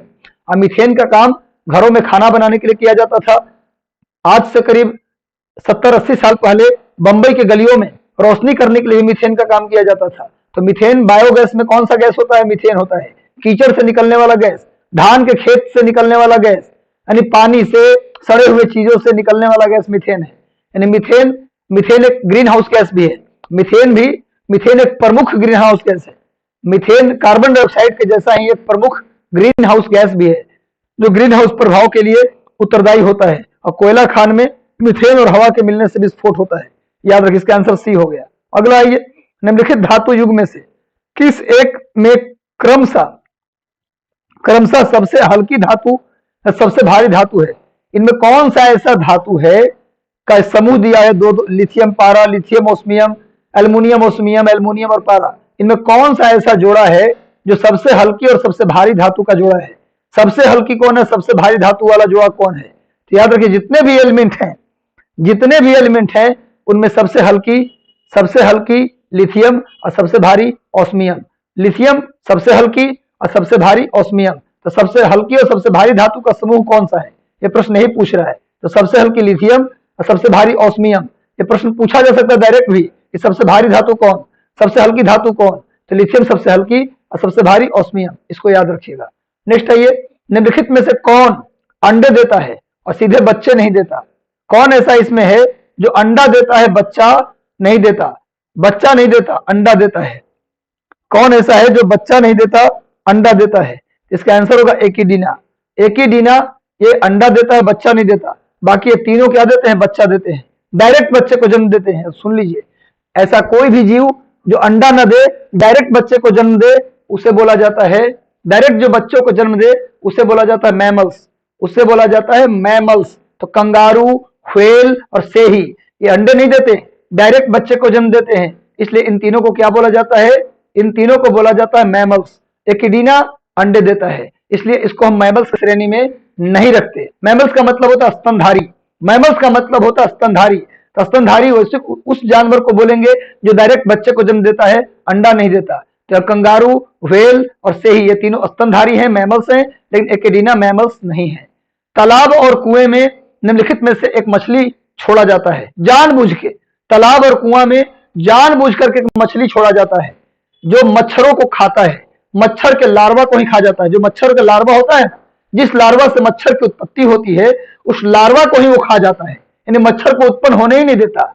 उस मच्छर का उस मछली का नाम है गैम्बूसिया फिश। तालाब, आसपास के तालाबों में, आसपास के जगहों पर जो पानी वाला जगह है जहां मच्छर की उत्पत्ति होती है, उस नाली में, उस तालाब में कौन सी मछली को डाल देते हैं? गैम्बूसिया फिश को डाल देते हैं। और गैम्बूसिया मछली एक ऐसी मछली है जो मच्छर के लार्वा को ही खा जाता है, जहां से मच्छर उत्पन्न होता है उसी को खा जाता है, मच्छर को पैदा ही होने नहीं देता। तो अगर आप अपने कुएं में, तालाब में इस तरह की मछली रखते हैं तो अब मच्छर से आपको मुक्ति मिल जाएगा। गैम्बूसिया फिश से भी कई बार पूछा हुआ सवाल है, इसको याद कर लीजिएगा। निम्नलिखित में से कौन एक कपी नहीं है? कपी की प्रजाति में कौन नहीं आता? इनमें से कौन कपी की प्रजाति में नहीं आता? इसका सही उत्तर हो जाएगा लंगूर।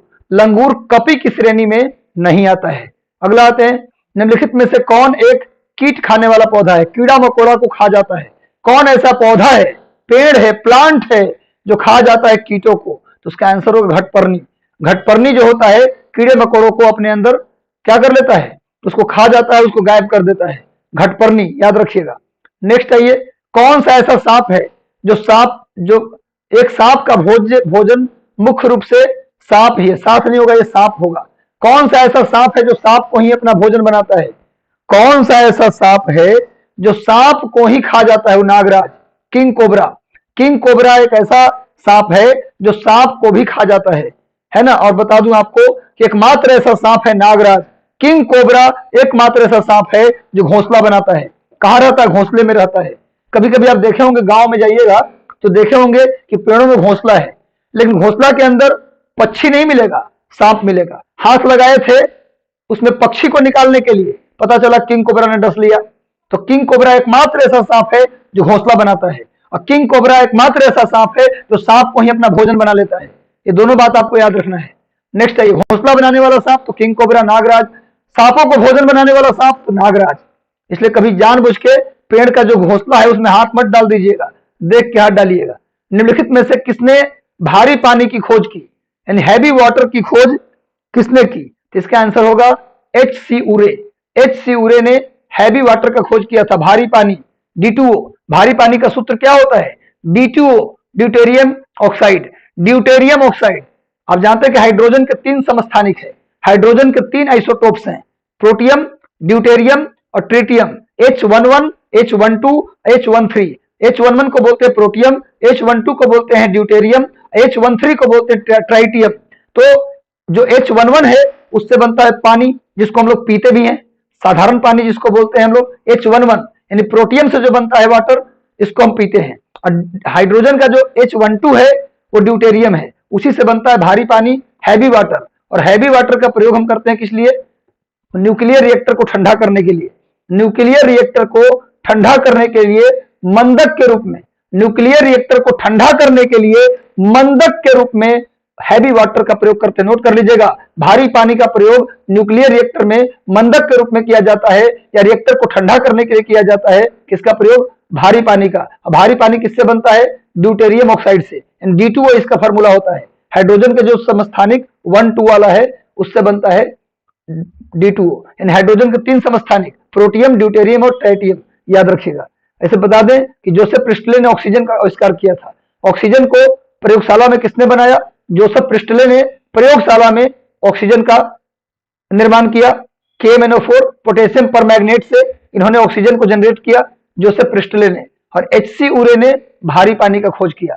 चलिए आगे बढ़ते हैं। लास्ट क्वेश्चन, आज के सेशन का अंतिम क्वेश्चन, अंतरराष्ट्रीय टॉप नाभिकीय प्रायोगिक रिएक्टर, इंटरनेशनल टॉप न्यूक्लियर जो रिएक्टर है, इस परियोजना को निम्नलिखित में से किस स्थान पर चलाया जा रहा है? तो चलाया जा रहा है दक्षिण फ्रांस। कहां चलाया जा रहा है भाई? दक्षिण फ्रांस में। तो इसको आप लोग याद रखिएगा, अंतरराष्ट्रीय टॉप प्रायोगिक रिएक्टर परियोजना निम्नलिखित में से कहां बनाया जा रहा है? तो साउथ फ्रांस में बनाया जा रहा है। फ्रांस की राजधानी है पेरिस। पेरिस में एफिल टावर है, और वहां पेरिस सीन नदी के किनारे है। पेरिस सीन नदी के किनारे है, और फ्रांस में एक लोकल विंड चलती है जिसका नाम है मिस्ट्रल। फ्रांस में एक लोकल विंड चलती है जिसका नाम है मिस्ट्रल। इसको आप लोग याद रखिएगा। तो चलिए आज का सेशन हम लोग यहीं समाप्त करते हैं। इसी पेशेंस के साथ, धैर्य के साथ अपने जीवन में भी इसी प्रकार का धैर्य जारी रखें।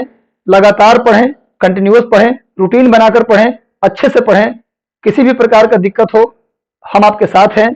अपना ध्यान रखिए, खुश रहिए। All the best, God bless you. मिलते हैं कल फिर शाम को 4 बजे इसी समय 50 क्वेश्चन के साथ। धन्यवाद।